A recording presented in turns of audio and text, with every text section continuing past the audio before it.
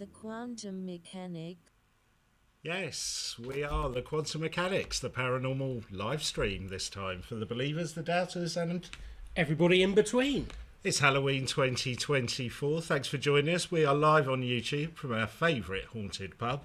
It's the Cross Keys in Tame. We've got some great guests with us tonight, haven't we, Ben? We have. We've got a complicated studio setup, a haunted doll, a smoke machine that you can maybe see a little bit of now. We've both got very weak bladders, and it's the first time we've done anything live like this. So what could go wrong? Well, we've also got a live spirit board. Yep. Some close-up magic. Yep. And the reason we're all here is that thing over there. Yes. If you can see here, this is a haunted doll. We'll be telling you more about that later. We're joined by Trudy from the Psychic, whose doll it is. Trudy will also be trying to contact some ghosts with the spirit board later. And if it's anything like rehearsals, Ben, it's going to be a real treat because it did get a little bit weird. Didn't it? Yeah, well, we always like to, we cater to both sides of the spectrum here. And we were looking to see if you have a haunted doll, and we'll hear about the story of this doll in a bit.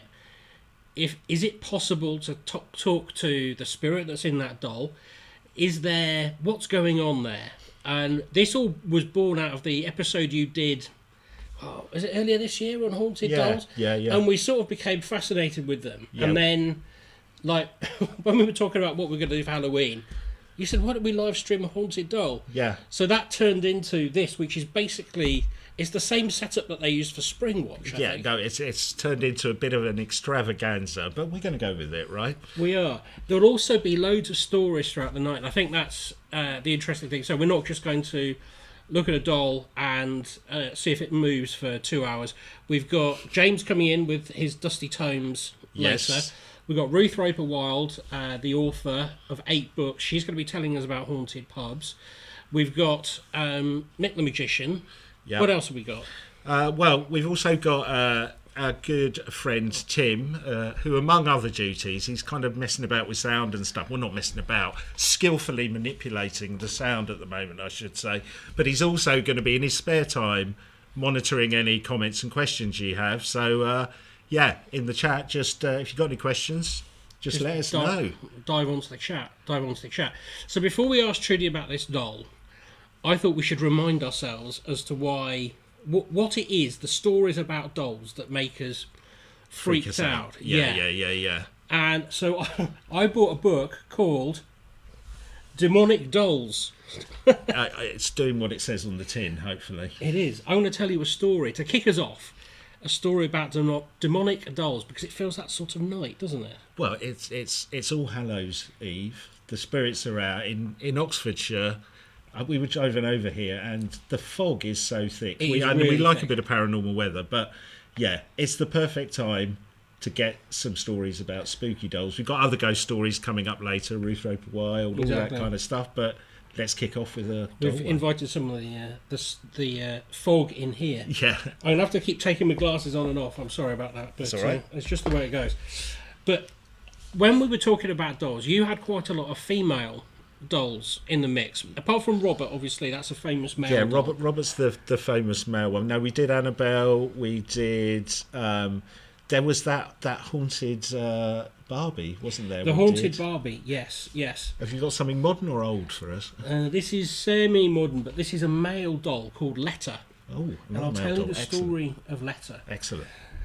So it had been many years since Kerry Walton gave a thought about the legendary haunted house in his hometown of Wagga Wagga in New South Wales. You knew it was going to be Australia, didn't you, when I said Wagga Wagga? When he returned home in 1972 to attend his grandmother's funeral, those boyhood memories flooded over him once again. However, this time, when he looked at the dilapidated house, he wasn't so much scared as intrigued. Now a collectibles dealer, Kerry found himself thinking that the old building might just contain something more valuable than a few ghosts. Yeah, I think you all know where this is going. I don't think he went for the ghosts, really, did he? No.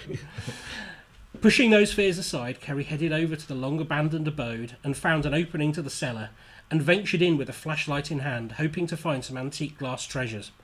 Decades of accumulated dust and cobwebs in the darkened dwelling made finding anything a challenge, but suddenly Kerry's light swept across something startling. So startling, in fact, that Kerry jumped up and nearly knocked himself out. What Kerry had seen in the dim light of his torch was a face that he first thought belonged to a small, dead child. That was his first thought. That's the first thought, obviously the first thought. Upon closer inspection, Kerry saw that it was actually a large doll, but this was no child's baby doll.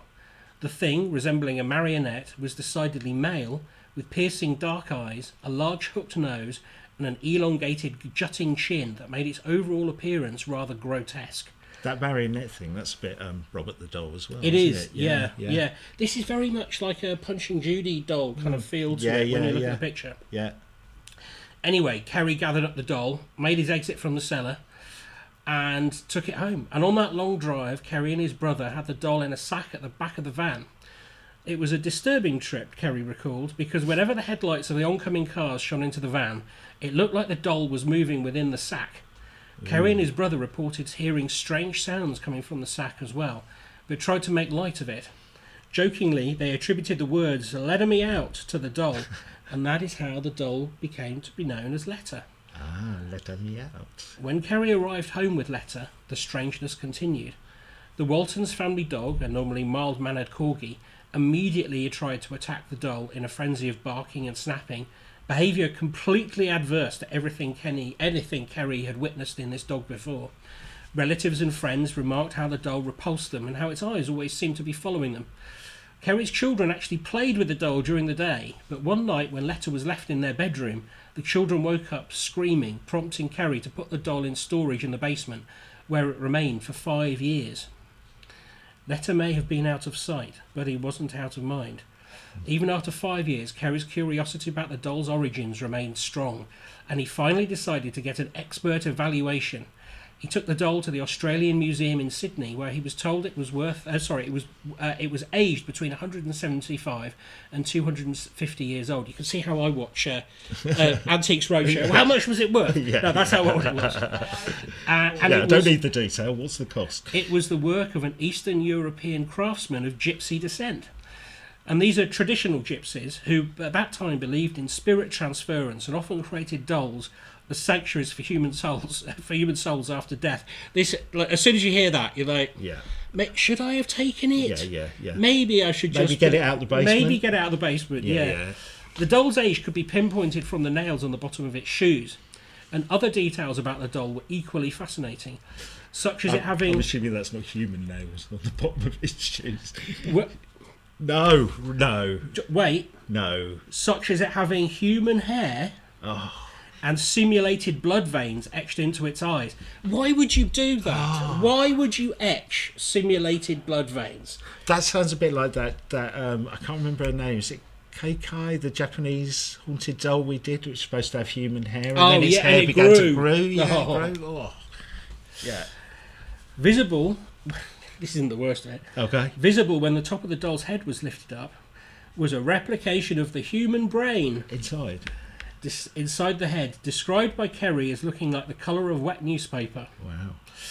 Thinking that the age and uniqueness of the doll might be of value, he's thinking like me now, Kerry advertised the doll as being for sale. It didn't take long for a generous offer to come in, but when Kerry arrived at the buyer's house and tried to take Letta out of the car, he found to his amazement that he physically couldn't. I was glued to my seat. No matter how hard I tried, I couldn't move.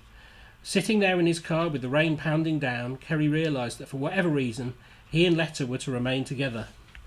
While many people found Letta hideous and creepy and preferred not to be in its company, Kerry got on fine with the antique effigy. In fact, having Letta around started to be a blessing instead of a curse. Having struggled financially for some time, Kerry was now pleasantly surprised to see his collectibles business turning profitable. And not only that, he and Letta were increasingly being asked to appear on television talk shows and at various fairs and exhibitions. When Brisbane's psychic Keisha heard about the unusual story, she offered to investigate further and held a séance in which she pronounced that the doll harboured the memory of a tragedy that it felt sadness over a child that had drowned. This was the reason it rained so often when Letta was outside, which it always seemed to do. Keisha, Kerry, Letta was soon to appear together on a State Affair, an Australian television news show in 1981. Before the taping, Letta was brought into Keisha's office so the camera crew could determine the best way to film the two together during the segment. Keisha recalled that during the encounter that when the doll arrived in the office in the rain, a painting immediately fell from the wall and a clock stopped. Wow. Undeterred, the psychic placed the doll in her lap while the cameraman lined up the equipment. Then something very strange and unexpected happened. The doll wiggled in her lap. She tried to convince the crew of what had just happened. They had a hard time believing her. "No, that's impossible," one of the men said. But then something happened that made them believers. Letter, ever so slowly, moved his head.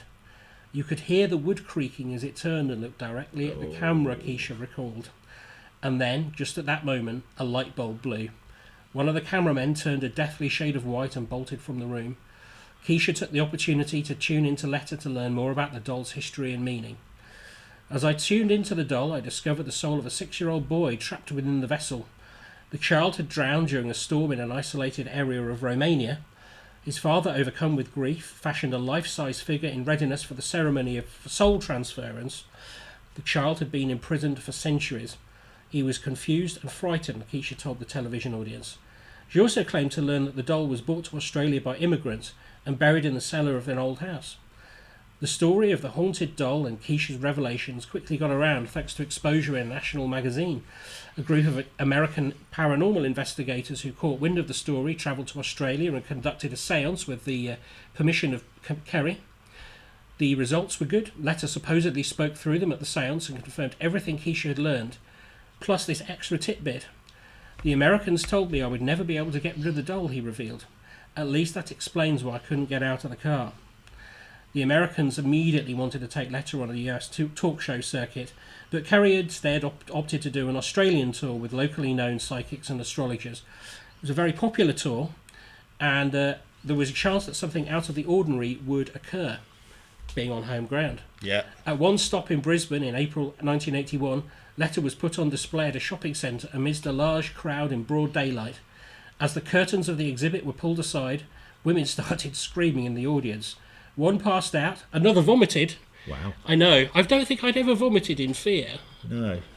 Although they do talk about it in horror movies, don't they? Yeah. That's always the sale, isn't it? Somebody threw up at the movie. But yeah, okay. This was all Letter apparently projecting that he didn't like being there and didn't want to be on an Projecting exhibition. the vomit, by the sounds of it. At another stop on the tour, this one drawing about 200 people, Kerry just placed Letter on the stage and was inviting the crowd to gather round when, again, a woman started screaming and the startled crowd looked toward the stage. The woman's distress revealed itself. Letter was moving his head. Oh, Seeing the doll move on his own was something Kerry had seen before, but for a long time I had him sitting in an old rocking chair upstairs, he said. His arms and legs would move on their own. Kerry's wife claimed to have seen the doll change its physical appearance, one day looking sad, the next happy and smiling. "I know it sounds weird," she said, "but he does change his facial expressions." Sorry, there's nothing, Yeah. I know what will make it less spooky. Let's put it in a rocking chair, right? No, exactly. Like, I think if you're going to get a doll, if you want to, like, not accentuate how haunted it is, Yeah. you don't put it in something movable. No. The sort of the last noted thing here was in 1994 they go on another tour, and another stop on this tour, which drew about 200 people. Kerry just placed Letter on the stage and again was revealing people to was asking people to come around, and again this time a member of the crowd actually saw it changing its facial expression. Wow. So it had loads and loads of attention. They became quite wealthy off the proceeds of doing these tours. I bet they did well. They didn't get rid of the doll. To this day, there are many inexplicable phenomena that happen around Letter. Both? But the main thing is, when you take it outside, it more often than not rains, which is fascinating. But that idea of a trapped soul into a thing that resembles a human, that is the thing that has perplexed me and us for ages. Yeah. And I've got a bit of science later if we want to go into it. We can just talk about. I've got a bit of psychology as well, so we might be able to cover both bases. Sorry, before we move on from that story kind of has a bit of every haunted doll story I've ever heard. Yes, that's right? why I chose it. Yeah. Yeah, the fact that the doll that comes back reminds me of the Barbie one that we did with that family, kept throwing it away, even into the even ended up on the rubbish dump and coming home. There's a lot of Robert the doll there in terms of the attachment, like to the thing, and not wanting to go outside. The rain bit is quite new for me. Yeah. Well, that sort of external phenomena causing, it's usually something that's confined to the environs of the doll, unless something like Robert the Doll, where you take a photograph of it and take it away as something happens. But this one seems to have been crafted especially to hold, if you believe it, the soul of a. Well, the brain thing's quite weird, I isn't know. it? It's like, because again, if you were going to do it not for any other purpose than the idea of holding some spirit or something like that, you wouldn't go, I know, we've got a great thing for a kid's doll. Let's put a kind of human-like brain in the middle of it, so when you take the top off, it looks like a brain. Well, he also describes that, because I only gave you like a précis of the story. He describes like it was designed to feel wet when you touched it. Oh, I know, like it's almost for someone to put that much thought into it. I think that is weird. Yeah, but our doll, it's not like that, is it? It's a plastic, factory manufactured. It looks quite cute in a way. It does look quite cute. Well. In rehearsals, we've had a dog growl at it. We have had a dog growl at it, and I think in one of the rehearsals it did fall over, but I don't know if that was anything paranormal. It might just be growl. It might just be a heavy footsteps. It might be. Well, should we hear more about it from Trudy? Yeah, why don't we get Trudy on from the Psychics? Come on over. It's Trudy's doll. She's getting into position. Yay! Hello. Now you've heard a lot about Trudy on our podcast. This is what she really looks like. It's not an actress. So when we started on our what we're going to do for Halloween, you said, I've got a haunted doll, and then you brought that thing downstairs and said, look at that. And I went, yeah, that does look haunted. How did you come by it? How long have you had it, and what made you think it was haunted? Okay then, so I've always been given dolls for Christmas since I was a child. It was always a present from my parents, and she was the last doll I was given. So around my bedroom there was always dolls sitting around, so probably there would be 11 different types of dolls in my bedroom. She was my last doll that was given to me by my parents, and then we were a family house, 2 dogs in the house, and I had a brother and a sister. I still have got a brother and sister. And we were just playing around. We all shared a room, so we went running up into the bedroom along with the dogs, and the puppy was in front, and the puppy ran into the bedroom and the doll was on the bed, and she just started growling, stopped in her tracks, and then jumped on the bed and attacked the dog. Oh. And then, bear in mind there were other dolls around as well, but she had her eye on this one. I've never named it. I don't name my dolls and things like that. But my sister was very, very spooked by this, and she actually freaked out and ran away. And I stood and watched the doll, and the doll had already moved because the dog had jumped on the bed, but then she did sort of slightly slide a bit further down, which was just like, oh, there's something happening with the doll. And that was just start of conversations and fun in the household. What is it about dogs and dolls as well? Well, maybe dogs and the paranormal, because that last story you did, Ben, the dog was reacting to it. We've heard this time and time again. My dog's barked at that dog. Yeah. Yes, and as I say, I had other dolls around, so there were at least another 7 dolls. So it was that one specifically. It was that particular one, and she was just like, the dog was just like, wow, there's something different about this. So how long have you had it? Well, that would give my age away, wouldn't it? But I've had her for... How old is the doll, put it that way? The doll is, where she came to me in 1977. What is that? New. Yeah, brand new, in a box, beautiful. They were very... so about 45 years old. Yeah. So how could a spirit have got into it? Well, the excitability in the house... I think my sister was very much into paranormal activity and things like that. And reading books and watching movies. Our favourite Friday nights were Dracula and Frankenstein, and so it possibly that. And bear in mind that entities or spirits are always on that level of waiting to enter to get into a family, into children going through puberty and stuff like that. Yeah. We were quite an energetic house, and And who knows, maybe there was something hovering around. There was other things going on in the world at the time that paranormal activity was becoming more aware on TV and things like that. So it was just maybe spirit or something on the astral inquisitive about coming in and maybe having fun with a family. Have you ever seen it do anything? Only slide down. Only sliding. And as I say, that was after it moved position and was comfortable, but then it slightly moved again. That's all I've seen. But presumably you've never had it set up where there are many pairs of eyes on it for a long time, so you wouldn't have noticed micro motions. No. Although, if we took the timing, the odds of it going off tonight are probably quite rare, aren't they? I would think. I mean, it's Halloween. It's Halloween. It's more likely than a stone moving. Well, and also a little bit later, well, we could talk about it now, couldn't we? When we did the spirit board or the Ouija board in rehearsals, we did get something coming up with the doll, didn't we? Mm-hmm. It was a weird thing. I can't remember what did it spell when you asked if they're a spirit. We weren't trying to get in contact with the doll. We were just playing around, going, "Oh yeah, I wonder if we can get a spirit on the Ouija board." And it spelled out. Was it my doll? Yes. My doll. And very quickly as well. I mean. And then we asked what the name of the spirit was, and it spelled out your name, Trudy, didn't it? You did, which is very peculiar.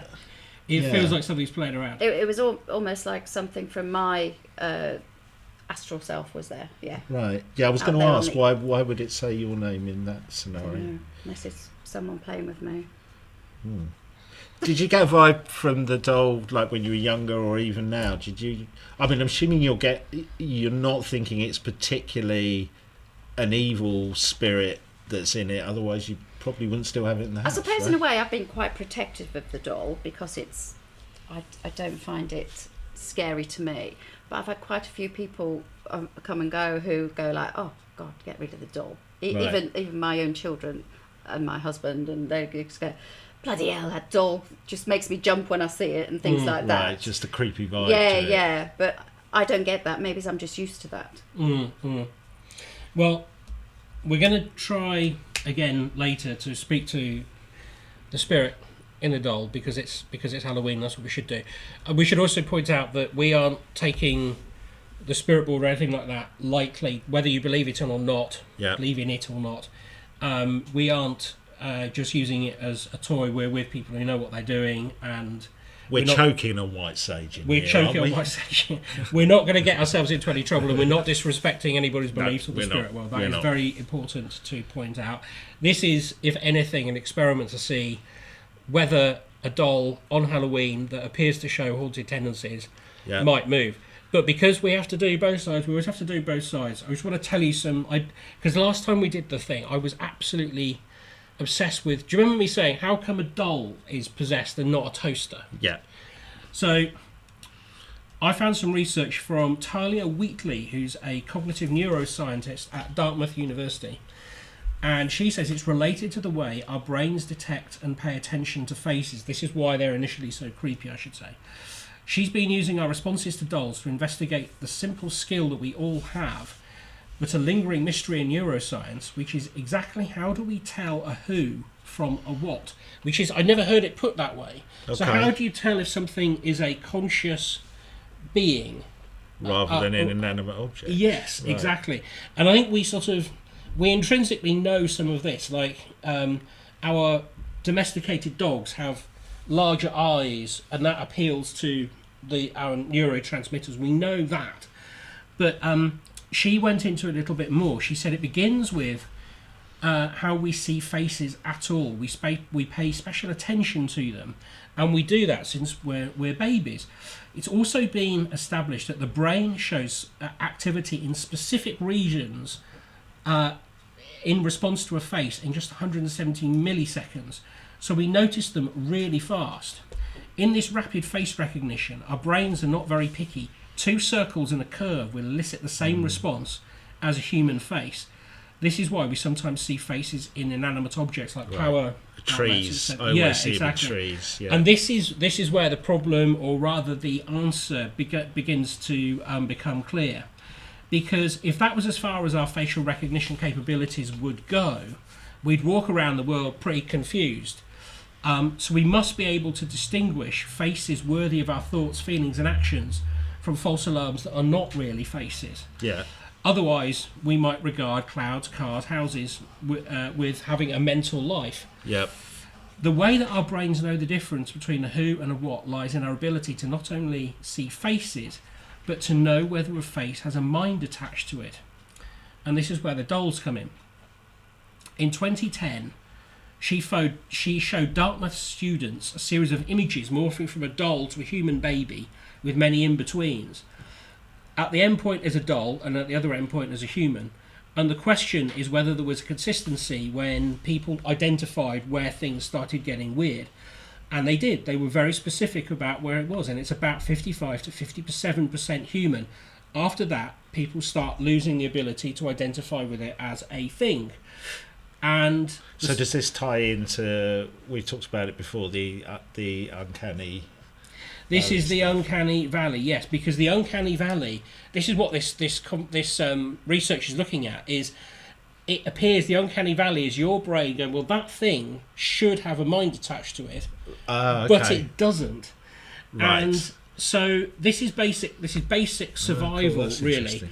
And she goes on to sort of talk about it as the is somebody home syndrome. So if you wind that out with why is a toaster not possessed and a doll is, without going into any of the esoteric things about why a spirit might want to inhabit something that looks like a human more than a toasting machine. Can I just argue with that, though? My toaster is definitely possessed. Sometimes it's underdone, sometimes it's burnt, and I always set it to the same setting. This is the gremlins that we keep bringing back with us when we do the Stonewatch, isn't it? Sorry, but I know that isn't anything uncanny valley. But that's a good point, because what it really comes down to is you identify the doll as having human characteristics. You then identify it as not having a brain, and then if anything that happens, you go, well, that's weird. But you don't even pay attention to the toaster, so the toaster could be twitching all night, and you might not notice it. Yeah. So it's the physical appearance of the doll which makes it more likely for us to notice that something paranormal is happening with it. So sorry, just because I'd never heard that in connection with the uncanny valley thing.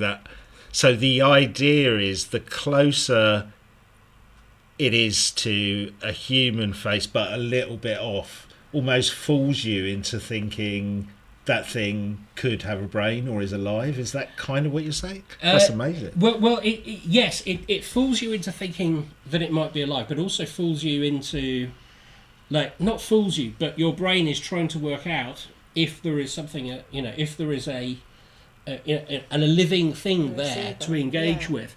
And when there isn't, and then something happens, that's when it all gets very weird. Can we just have a look at our doll? Just do a little close-up. Now, so that is definitely not on...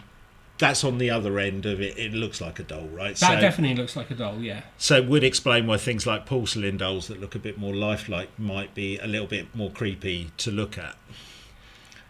Yes, I think so. Although, what I would say about this is, I think the thing that I find creepy about that doll is just the incessant staring. Yeah.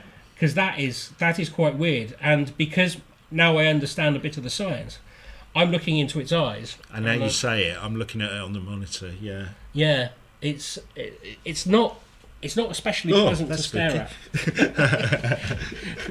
We should tell you, we can see ourselves on the monitor down there. Yeah. So we were just taking a look at the doll there.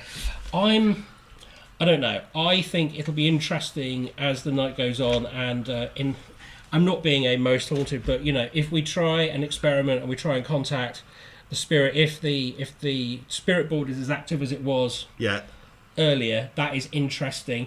Obviously, we've done loads of episodes about what is a spirit board, what's actually going on there. Yeah. Just for the fun of the evening and how foggy it is outside, let's just fully indulge this this story and work out whether there's something to be noted there.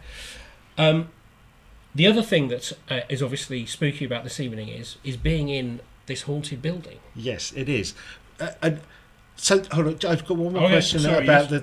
the science. So, that seems like a bit of a mixture of science and psychology going on there. Yes. It might be worth me picking up on the phobia of dolls. Oh yes, the phobia of dolls, of course. Yes. So, a bit like Ben, he's been doing the scientific bit. I've had a little look at the more psychological and phobias. So I've done a bit of my own research into the medical and psychological side of this. Now, there is a recognised phobia of dolls. It's called pediophobia. It's a subset of automaton phobia. Which, What's that? well, that is the fear of humanoid figures. So, pediophobia, which is the fear of dolls, soft toys, it's a kind of subset of the humanoid figures one. Some people have quite specific phobias, so they may only be afraid of dolls that talk and move, which was making me think of your thing. Now you've mentioned your scientific research, I can see why that would be really scary.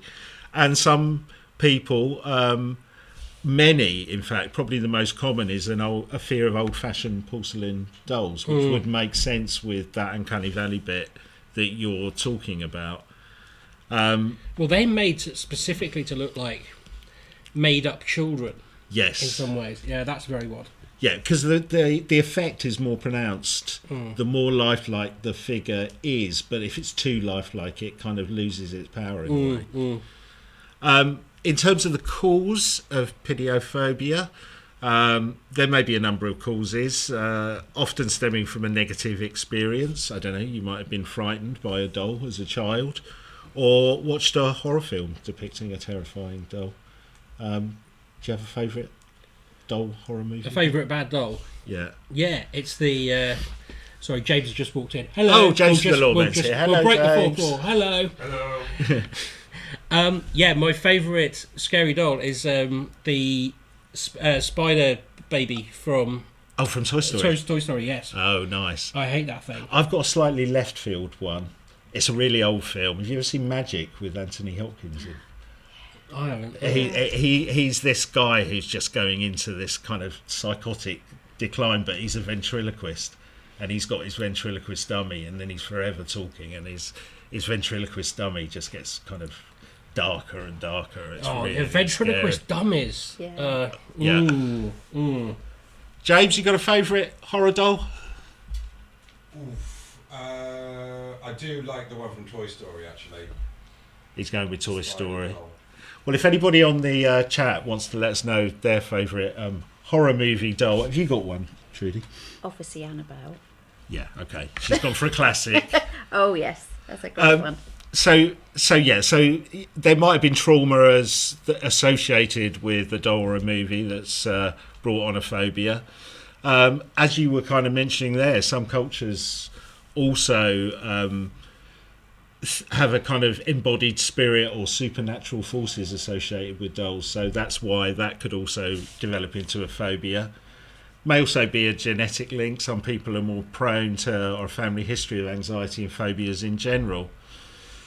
Now, people who have pediophobia experience the fear in response to dolls, human-like objects, or humanoid inanimate objects. Seeing, being near, or even thinking about dolls can trigger feelings of extreme anxiety, panic, and avoidance. So anybody who's got that is not watching now anyway, I would have thought, because they'd have turned off by now. Interestingly, USA Insider reports that between 7 and 9% of the population suffer from a phobia of dolls or humanoid figures. I thought that 7%? 7 to 9%. No, I can see that. Actually, when you say that, you know, I'm not particularly scared of clowns, but do you remember in old McDonald's they used to have the plastic ones? Yes. The big ones. And Hamburglar was in there. Yeah. For some reason, that thing, there was something about it. I hated going in there. And, like, genuinely, that would have pushed me to Burger King had I not been so obsessed with It wasn't the fact that he stole your burgers. No. No. Okay. Quite a strange sort of icon for a company. This is the person that steals all our profits, but we're going to.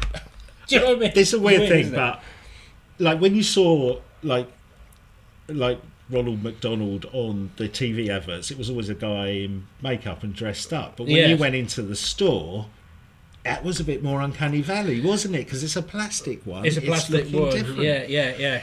And he always seemed very, very keen on hanging out at the kids' table. Yeah. We're not going into that, not after the court case. No. So things that could trigger. So It's mayonnaise. yeah. If you have this phobia, it can be set off by toy dolls, figurines, action figures, ventriloquist dummies, which we mentioned with magic, statues that could make life Yes, quite difficult, animatronic figures, humanoid robots, mannequins, stuffed animals, porcelain dolls being the big one. There is also a subset of this phobia, which is a fear of puppets. Does anyone know what that phobia is called? I was just reading your notes, so I'm Go on, not going to answer. you say it. You say it. Pupophobia. Pupophobia is the phobia of puppets. I can sort of understand that, but not the cute ones. Not like not like the Muppets. Yeah, it would be a life of not being able to watch the Muppets. That wouldn't be right, would It it? wouldn't be right. No. Well, we're going to have we're going to try and get in contact with that doll later today or this evening, and see whether we get anything from the spirit board later. Should we take a break from dolls for a minute? Yes. Okay. So, as I incorrectly tried to introduce 10 minutes ago. Yeah. Which I really pedalled back quite Yeah, no, nicely, it's very I well thought. done. Very well done. Nobody noticed. Let's not draw attention. No. The other thing about being in here is the haunted nature of the pub, and through the miraculous means of television or live streaming, we can go back in time to earlier. But I think what we need first, we need some smoke to make that happen. So we don't need some we? smoke to make that happen. Yes, because we were visited by Ruth Roper Wild, who brought in her favourite ghost stories from pubs, Yes. and they're great. Yes, she popped in a little bit earlier, and we recorded her telling us some great ghost stories. So we will. Here comes the smoke. I'm feeling for the smoke. Hey, here it comes. Here it comes. Here it comes. Wait, it will be worth it. Trust me. That Here we go. That has been Here we go. manually wafted. So Look at this, manually wafted smoke. what we're going to do is travel back. We're going back in time. to join Ruth Roper Wild. Play the VT. Play VT. So Ben, we've gone through a time loop. We've stepped back in time, haven't we? To earlier. My future self looks just very slightly thinner, don't you think? Yeah, I think so. Yeah, yeah. The diet must be working. Yeah, yeah. All those hours that we've lost all that weight. And as you probably heard from our future selves introducing this, We're good at that. yeah, we're very good at this. We're joined by the lovely Ruth Roper Wild, our Yeah. favourite paranormal author, as we like to say. It's time for some Halloween stories, and who better? Ruth. Ruth, Thank you very much. Oh, thank you so much, guys. It's really nice to be here as usual. So I thought I'd regale you, seeing as we're in this lovely haunted pub, with some haunted pub stories tonight. Oh, brilliant. Perfect. So have you got your scared hats on? I've got my normal hat on, but underneath I've got a tiny scared hat, but I will be scared. Underneath the hat, he's scared. Right, well, I'll see how much I can scare you over the next few minutes then. Brilliant. So there used to be a pub in Arlesey in Bedfordshire called the Prince of Wales.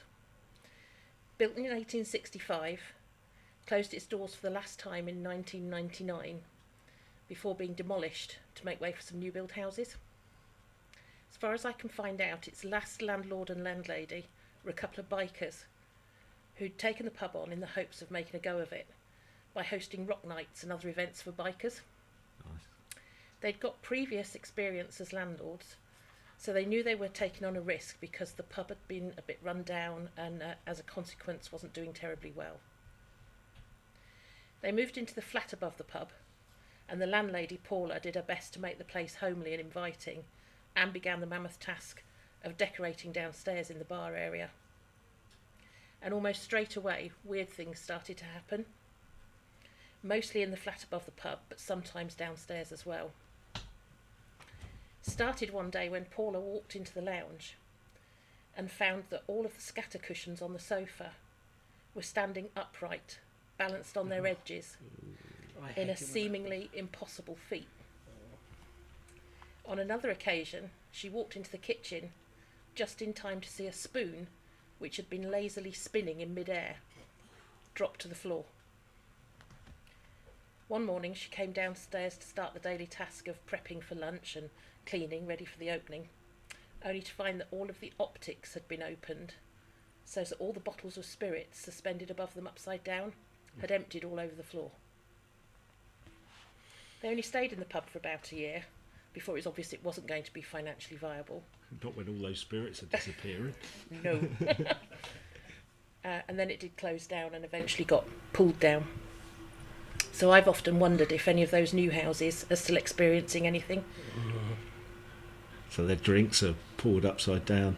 The cushions is kind of that was weird, isn't it? Yeah, one of the things that always gets me is when people describe a poltergeist experience and they stack furniture, or there's that very careful stacking. In that case, it's cushions.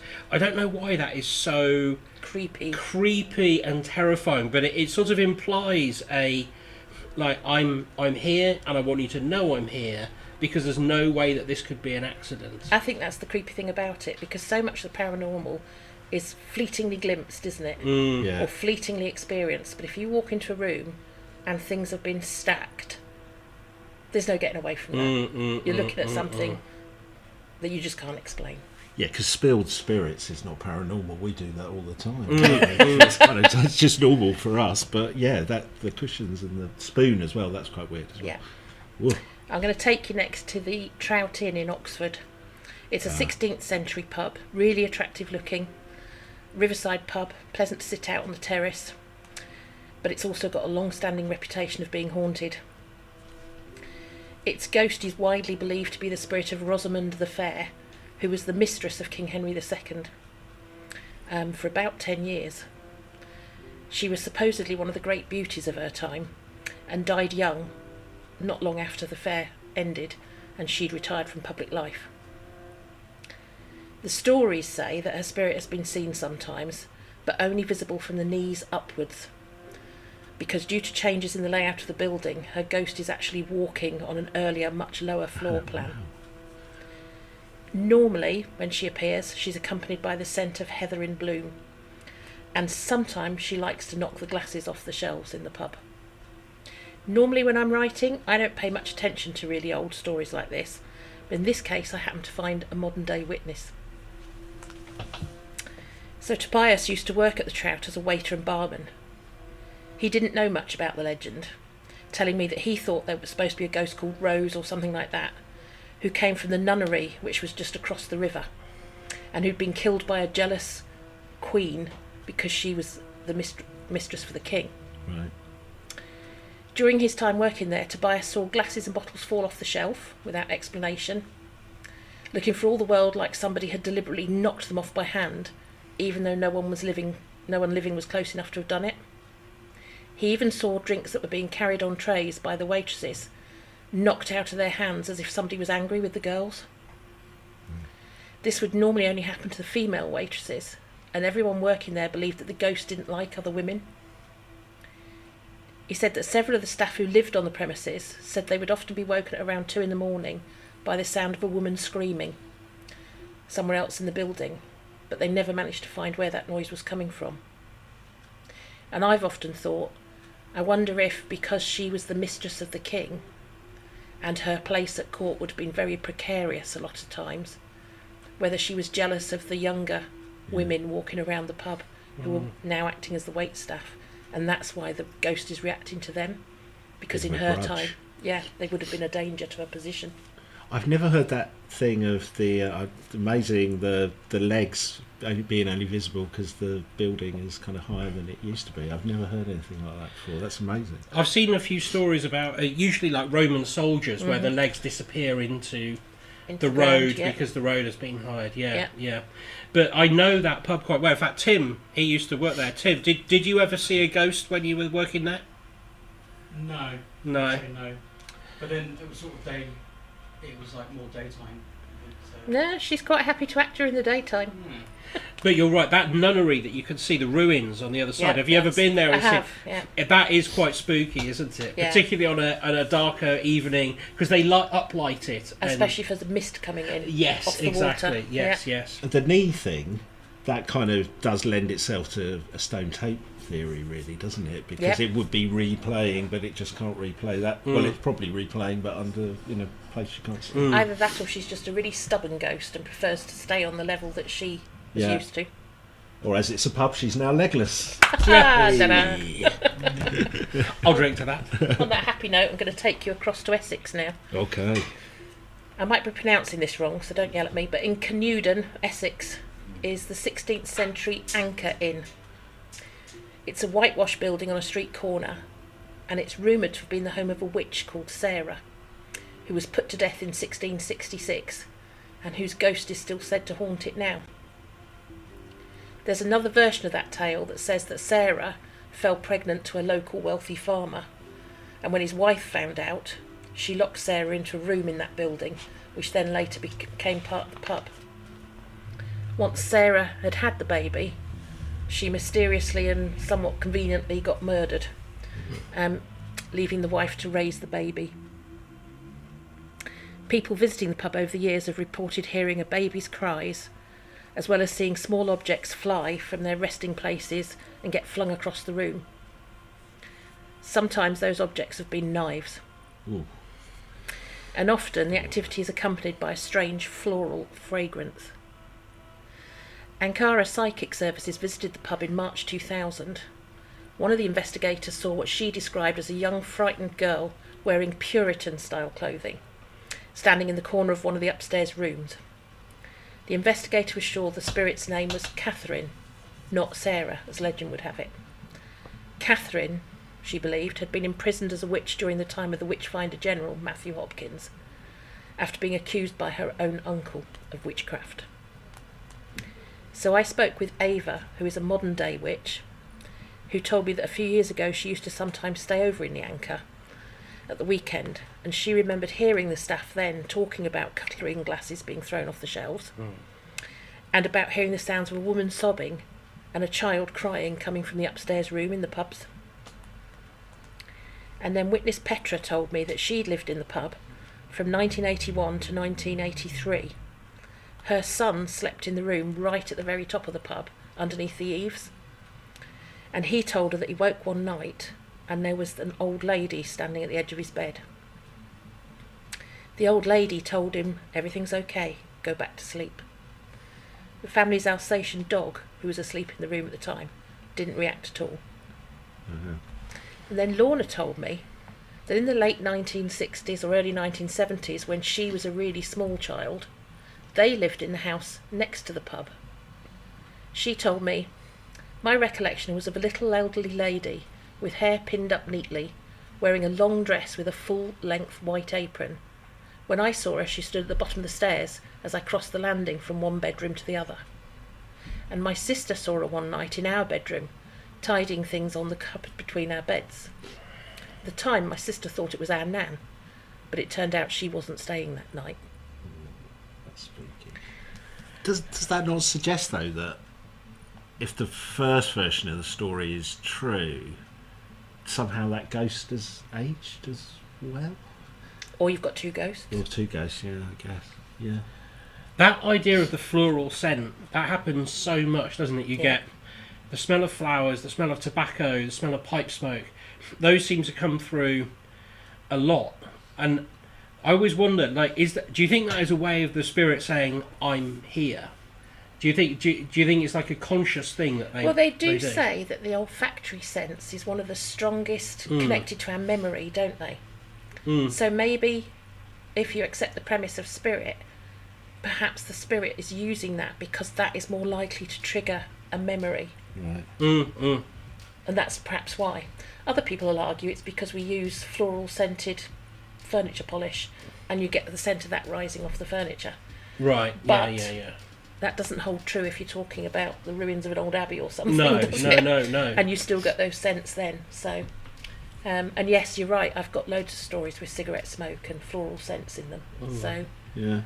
But yeah, I do wonder if it's because the olfactory senses are meant to be so provocative for the memory. And I wonder if that's why it comes through like that. Yeah, So that could explain why dogs always see spirits that you don't. Because of their sense of smell. It's the smell so good. And All their I- hearing's better as well, isn't it? Because Yeah. dogs will often stare in a corner of the room and react. Oh, I hate it when they do that. That's freaky, isn't it? I hate it when my dog, at 3 a.m, jumps up and starts barking his head off at the wardrobe. And Yeah. that has happened recently. And I discovered it was a spider. A spider. It was only that big as well, but yes, he was You barking. need to tell your dog to get a life. Yeah. At He's least it could have only been a mouse or something. I know. Did you go, brave boy, brave Yeah. Well done, dog. I hate spiders. I slept in the living room. I don't blame you. I'm going to nip you up to Lincolnshire now, taking you on a nice We're on a pub tour crawl. around Yeah, the we're on a yeah, pub crawl. crawl. Great. So this is the Green Dragon in Lincoln. My witness Jay wrote to me in May 2023 and asked whether I'd ever heard of Umbrella Mary at the That's Green good. Dragon. Oh, that's a good name. And I have to say I hadn't. So Jay explained that what later became the Green Dragon pub, which is one of those amazing half-timbered buildings, used to be a row of small shops. Umbrella Mary's real name was Mary Cooper, and she gained that nickname because she ran a small shop there, which was an umbrella repair shop. Jay knows this history firsthand because Mary was his great-great-aunt. So in other words, she was his great-grandmother's sister. Right. He can actually remember visiting her in that shop when he was a really small boy and went there with his own grandmother, whose aunt she was. He remembers her as a very petite lady, less than 5 feet tall, but she was a tough character who smoked a clay pipe and who ran her own business. At the back of the shops, there were steps which led up into the living accommodation. Eventually, of course, shops were closed down and the building was refurbished to make it all part of the Green Dragon. Mary's shop lay beneath where the bar area of the Green Dragon now is. Later life, in the early 1990s, so Jay's now a full adult and everything, he begins to hear stories circulating around Lincoln of the Green Dragon being haunted by a very small woman smoking a pipe and wearing a shawl, and immediately realised that his great-great-aunt was in fact the ghost. Staff said that she was sometimes seen in either the bar area, where her shop used to be, or in the kitchen area at the back. So 2 of Jay's relatives went into the pub with a rare photograph of Mary and were able to confirm that this was who the staff had been seeing. It's assumed she must have been haunting just because she loved the place, because she died a natural death and there is no tragedy associated with her passing. That pub actually closed its doors for the last time in 2016, and as far as I can tell, it's still standing empty. So my question is she still haunting in Is there? she still in there? Or has she finally found it too lonely and moved on now? That she's just there on her own? I like the idea of a clay pipe. Yeah, I like the idea of the clay pipe. Well, it's very evocative of that era, isn't it? For a businesswoman to be tough enough, she probably would have smoked a pipe. Not enough women smoke pipes. Gonna come out and say it. I'm not starting, okay? So we're going to go back down south now, Swindon, Wiltshire. There's a pub there which used to be called the Old Town Tavern. And Caris, my witness, told me, on Fridays we quite often went for lunch at what was then the Old Town Tavern, and is now called the Steam Railway. At that time there were no arch across the gates at the front. Sorry, no gates across the archway at the front, and you walked through the arch to get into the courtyard to go into the bar. There's a covered well in that courtyard, where in years gone by coaches used to go through and enter the arch and stable their horses overnight. Caris told me the owner was a Londoner with a broad Cockney accent and was hard as nails, but very chatty and pleasant. One day I happened to mention something about the weird haunting at the place where I was working, and he said that he'd seen and heard a few things himself. He had a big Alsatian dog which slept behind the bar as a guard dog when the pub was shut. He told us that a couple of years prior to our conversation, he'd been having some restoration work done in the courtyard, and as a consequence, the well out there was left uncovered for several days. He said that for those few days, during the night, the dog would start barking or whimpering, and he'd have to come down from upstairs to see what the matter was, and he'd find the floor wet. He checked for leaks on the taps, or taps left on, and the wet puddle wasn't beer, and neither was it the dog having an accident. Right. It was just pure water. And each morning, when he went out into the courtyard, he found that the water had come from the well in a trail up the courtyard, underneath the closed door to the bar, and underneath the closed bar flap into the bar area where the dog was sleeping. And his words were, it was as if something had climbed out of the well, come into the bar for a pint and gone back out and back down the well. He said that tongue-in-cheek, but was quite serious about the actual trail of water. And Carrie said once the work was completed and the well recovered, that never happened again. I have to say, I feel really sorry for the dog in this story. Because for those few nights, he's shut in that bar every night with God knows what climbing out of that well and coming to get him. Don't climb back in the well, though. Once you've got out, don't get back in. Well, you've had your pint. You want to go back, don't you? You don't want to go back, not down a well. Well, they're going to put the lid back on you, aren't they? Yeah, I do feel sorry for the dog in that one. Or just that idea of the kind of visualising wet footprints as well. Yeah, no, I am It's thinking proper of the horror ring. story, It's, yeah. it's the ring, isn't it? Yeah, wow. Okay. That's a good one. And then let's pop across to Norfolk, to the Golden Fleece in Wells next to the sea. That's a pebble dash pub, ornate iron railings covering the windows, and it sits on the corner of Staithe Street overlooking the harbour. Building dates back to 1642, so definitely old enough to have a ghost or two. Yeah. Neil told me that he popped in one night after work for a pint and a chat with his mum, who was working behind the bar. Quiet evening, only his mum and one other patron in the bar. His mum wanted a cup of tea, so like a good son, he pops upstairs to the kitchen on the first floor to make her one, while she stayed on duty behind the bar. He's standing there waiting idly for the kettle to boil, when he heard what sounded to him like a child's footsteps running across the floor of the room above him.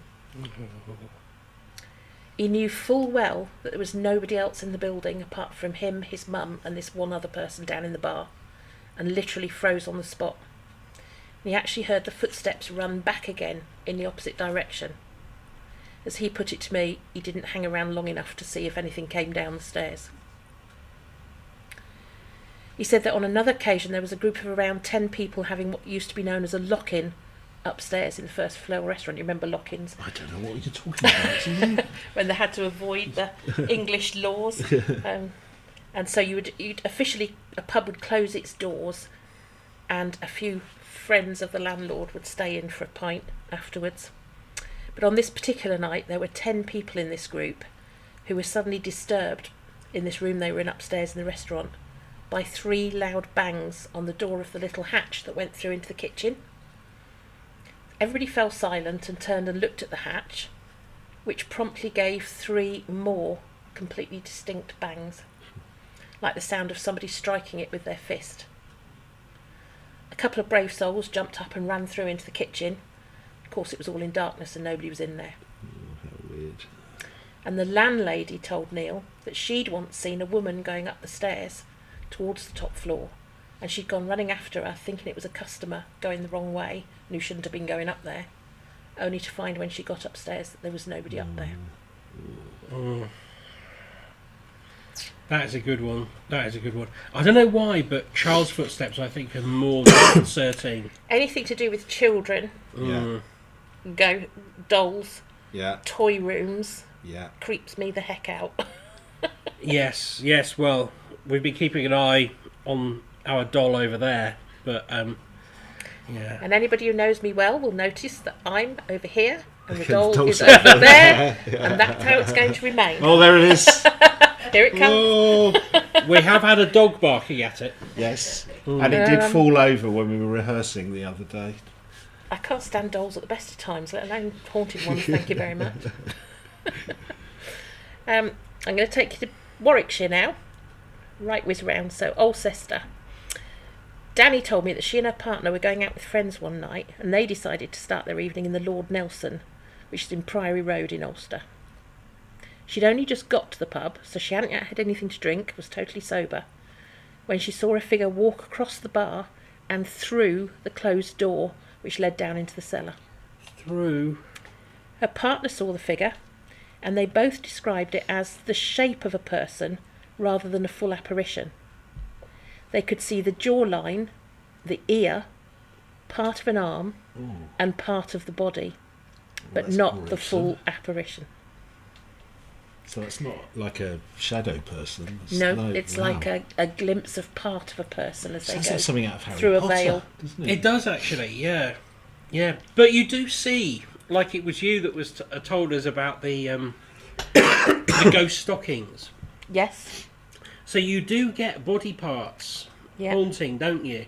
The hairy hands, that's another one. That's another famous one. Yeah. But yeah, I'm always sort of... I find it very weird that somebody's disembodied little bits of them can appear. Yeah. But a jawline. Yeah, because we were talking about the kind of knees disappearing earlier, and the stockings one. You could go, oh no, that's just like the reason you gave. It's just where the building. But if you've got a bit of something else, how does that work? I've actually seen a video that somebody sent me, and it's somebody I know well, so I know it wasn't a faked video. It was taken in a hospital ward because the nurses were on night duty, all the patients were asleep, but they could see this thing moving down the aisle, so they videoed it and sent me the video. And that looks like somebody dancing in the aisle, Wow. but you only get like a glimpse of a bit of the arm, and then like a bit of a shoulder, and then a bit of sort of the lower leg or whatever as it moves, almost like it's coming in and out of view. Wow. And I think this sounds very similar, like Yeah. whatever it was kind of coming in and out of a veil or in and out of view somehow. That's really spooky, that. I don't like that. You don't like that? I'm doing my job well then. Yes. Heather told me that she'd once seen a figure walk across the same passageway when the pub was shut to the customers.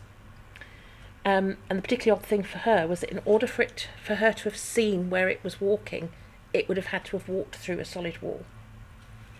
So she already knew about Danny's previous experience, and she telephoned Danny at the time, and the two of them were able to confirm that both of them saw a figure, which was a pale bluish grey in colour. So Heather sees a more solid figure. Right. Danny and her partner see just these glimpses of bits of the figure, but they're all in the same colour, which tends to suggest the same If you thing. have something behind in the wall when it's gone through, it has to go back. But those ones feel like I don't know. I'll just use that phrase, stone and tape. But they feel less of a conscious haunting, more of a replay. Yeah, thing, yeah, I would agree. Yeah, and then Jeffrey told me in the same pub that back in the 1970s, the landlady there kept a guard dog who was quite good at his job because he was quite aggressive towards people. I mean, I suppose that is the definition of being a good guard. Exactly. I mean, it's supposed to be selective, but sure. But you know, if you're going to be locked in a pub to look after it. Yeah. So one day she thought she heard the landlady thought she heard a strange noise coming down from the cellar. So she opened the door to send Shandy the dog down, intending to sort of flush out whoever was up to anything. What a great name for a dog in a pub. In a pub, isn't Yeah. it brilliant, eh? Yeah. So to her surprise, Shandy just stood at the top of the stairs and growled and refused point blank to actually go down there, which for him was really unusual because there wasn't much that could frighten Shandy. Right. So whatever it was that people see around this cellar door was down in the cellar, presumably, and Shandy could sense it and was not going down there. Sensible dog, I say. Yeah. And then I'm going to leave you with my favourite one, Yeah. staying on the dog theme. This is in Holme, the Admiral Wells pub. So in 2009, my correspondent Phil visited this lovely country pub, which is in Huntingdonshire. And he says it's thought to be the lowest pub in terms of sea level in the UK. It sits so low in relation to the ground level that there's actually a stream running through the cellar. and he's been told that both the owners and the staff thought that the pub was haunted by several ghosts, and interestingly, most of them are actually spectral dogs. One of the ghostly dogs was quite scary and can sometimes be heard growling menacingly near the back door. So this particular time, Phil had visited with a couple of friends to have a lunchtime beer. They got there a bit early, so there was nobody else in the pub, so they decided to go into the middle bar. Phil's mates got up to the bar to order the drinks. Phil chose a table, sat himself down. Whilst his friends were chatting to the barman and getting the drinks sorted, he sees a Jack Russell Terrier dart in from the open door and dash under one of the bench seats a few feet away from him. So he shouts out, "Your dog's just come in here, mate," assuming somebody was coming in the pub. Phil's friends and the barman look over to him and say, "What dog?" And he said, "There's just been a Jack Russell go under the chair there." So they all search, no Jack Russell. And no bloke looking for his Jack Russell either. So he'd actually seen one of the spectral dogs. Spectral dogs. You've been looking for spectral dogs for a while. I love spectral dogs. I find them fascinating because it shows like the intention of the animal when it was alive and the place that it was in. And there's obviously quite a few of them. I've got a relative who has witnessed spectral cats, very realistic spectral cats, like to the point where he was staying at a friend's house. This is my uncle. He was staying at a friend's house, and in the night there were these two kittens playing on the bed, and he was like a 50-year-old man. He was like, "Oh, I didn't realise they had kittens," and liked cats, turned the lights on and played with them, and then they fell asleep on the bed, and the next morning they're gone, and he came downstairs, "Where's the kittens?" We haven't got any kittens. And that's really interesting because when I was a kid I saw two kittens with my sister. We were staying at a... You described it as they disappeared They disappeared in puffs. like smoke, yes. Wow. Right, yes, I've just remembered. So that story from my uncle is because I told him about your experience. Yes. Because as they were playing on our bed, they were jumping over each other, and each time they made the jump, sort of the back half of the kitten would sort of dissolve in smoke. Right, yes, and the front yes. half would kind of land like a normal cat. Wow. But it would kind of have dissolved, and then the second kitten would jump, and they kept... Each time they would dissolve like that, and we just fell asleep to it because we were very small children at the time. And we were just fascinated, and children are more accepting because everything's weird to a child, isn't it? It's the first time you experience everything. Well, he said that they were definitely... Solid. They were solid because they were scratching. You know how little kittens put their claws out. Yeah, they were doing that. Could he feel it? Yeah. Wow. He stroked them and played with them, and they were meowing and all sorts. Wow. I mean, he doesn't believe... He thinks that they just were cats that broke in the night. But I think it's really interesting that dogs and cats and horses... And we've asked you this before, but it's like... Very rarely do we see like a ghost otter or a ghost seagull. No, but then would we notice would be my counter-argument. Yeah. Because I've got ghost pigs, ghost donkey, ghost cattle, ghost horses, ghost sheep, ghost... cats, ghost dogs in my books, and I think this is one of those things where if you drive past a field and you see an otter on the riverbank, which is pretty unusual anyway, you'd think, "Oh my God, there's an otter," and there's a ghost otter. Not there's a ghost otter. yes. So unless you happen to be staring at it, in fact, I even know of a ghost fox. Now I come to think of it, unless you happen to be staring at it at the moment it does something not possible, i.e., disappear. Yeah. That's the only moment at which you become aware that you're looking at something paranormal. But yes, I've got a story somewhere of somebody who watched a fox. He was sitting in a field on a hike, and he watched a fox go all the way down the stone wall at the edge of the field, an old broken down stone wall, thinking what a lovely fox that is, on my hike out. And just as it went to jump over the wall, it jumped and just disappeared at the top of the wall, just poofed out of existence. At which point he thought, huh? I thought it was Where's a real the fox gone? Yes. And to that end, why do we think that pubs are so haunted? Is it just their age, do you think? I think it's because pubs become a liminal space. That's my honest opinion. Pubs are one of those spaces where people come and go throughout its history. And that's both the people that live here and the people that visit here all come and go all the time.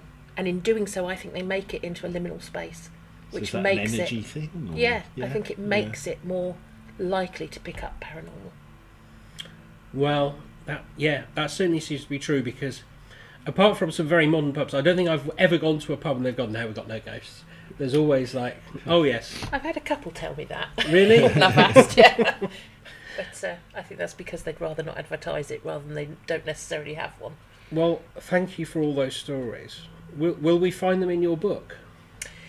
You will find these in the whole of These Haunted Times series. So these are taken across all 4 of These Haunted Times that are out at the moment. So you've got These Haunted Times and Roadmap of British Ghosts. Yeah, so there's Roadmap 1 and 2, and then there's These Haunted Times 1, 2, 3 and 4 volumes.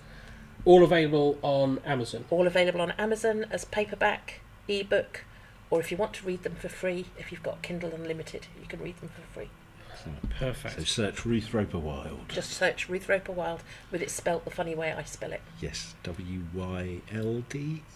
That's right, Wilde.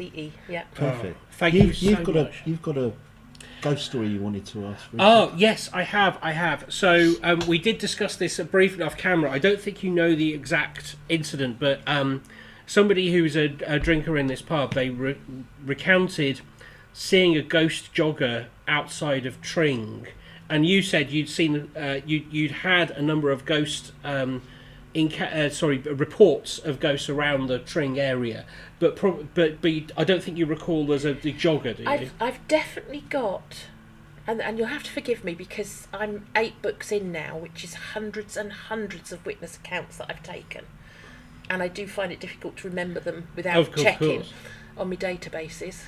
I've definitely got at least 2 male ghosts around Tring that are jogging a bell. One's not a jogger, he's an older man with a dog. I've a feeling the second one might have been a younger man that was running, but I might be misremembering. So I'd have to double check on my database. But I've definitely got a number of haunted roads around Tring, so it'd be interesting to see if there's any correlation when I get home. Well, because the Icknield Way is around Tring, and that being a very ancient road, I imagine the Icknield Way comes up in your database quite a lot.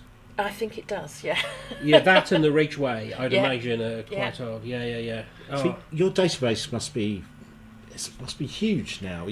Are you starting to find any kind of connections or loads. anything? Absolutely loads. I've had to split it, so I've got 3 databases now. Right. Because it was creaking at the seams. And I think my greatest correlation so far is 9 in the same area, none of whom know each other's story, none of which are related, but all of them relate to some sort of spectral equine entity. Oh, wow. Each one sees it slightly differently, but they're all in the same area. And then I've got another road near me where I think I'm up to about 6 or 7 people have seen exactly the same figure. And again, they don't know each other. And then I spent a year driving that road until I saw it. Oh, you saw it yourself? Yeah. Wow. Exactly the same as other people have described it. And been completely unable, to my absolute shame, to be able to drive that road again on my own after dark since, because it freaked you out so much. Freaked me out so much. And I hunt ghosts all the time, and I'm usually the one who runs back into the room to try and get it to do it again. Yeah. But there's something about that figure that leaves people quite freaked out, and I can see why now, because it freaked me out. What's the figure? It's a man, and he's quite heavily built, quite tall. Do you remember the old donkey jackets that were all the rage in the 80s? He's wearing something that looks very similar to one of those. Heavy, loose work trousers, big heavy boots. Most people say he's got straggly hair. Might be some sort of hat on his head. That gets a bit ambiguous. Some people, if he's facing them, say he's got facial hair. When I saw him, he was facing away from me with his head hunched and his sort of shoulders hunched up. So it wasn't easy to tell whether he'd got anything on his head or not. And he appeared right in front of my car. So my car whizzed past him at speed. And then there was nothing as he got to here. There was nothing there. Wow. So that must be amazing, though, to get those stories and then see it yourself. I love getting correlations and to be able to go out. I mean, that's how I hope people use my books, to go out and try and see if they can, investigate the places I've talked about. And get more correlations, because correlations get me so excited. when I can find something happening in the same area. And if people want to give you a sighting, do they go to your website? They just email me is the easiest way. I'm just Ruth Roper Wild, no spaces, at gmail.com. Nice and easy. Or find me on Twitter or Facebook is the easiest way. Brilliant.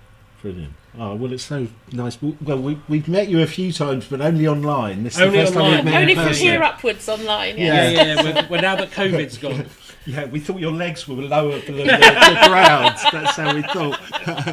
Who knew you were 11 feet tall? Yeah, That's who amazing. knew? I know, but thank you so much for joining Thanks us for on coming Halloween. in. Yeah. Thanks for and having me. Have a lovely rest of Halloween. Yes. And we'll go back to our future selves Yes, and we see go how back we're to the getting on with the future? doll. We'll go back to the future. Slimmer. Slimmer, more selves. attractive selves, yeah. Okay. See you there in See a you moment. minute.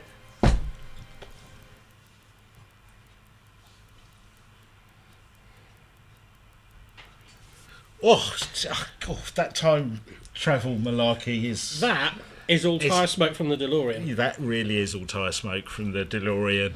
There's more of it. There's more coming. There's more coming. I can't afford the tyres.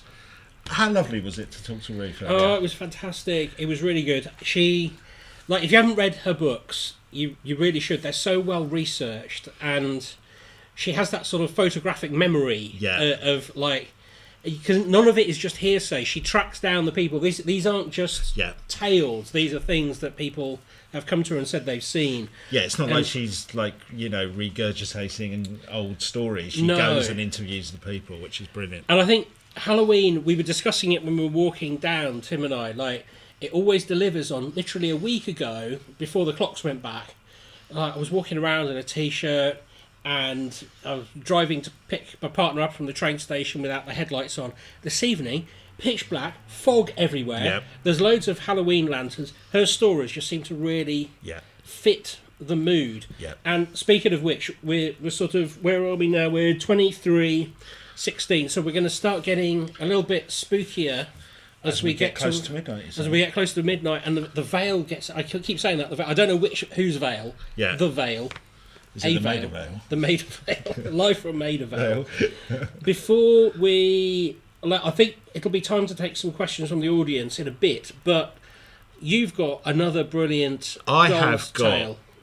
the biggest haunted doll story ever, in a way. Not only is it the biggest, it's actually in the Guinness World Records.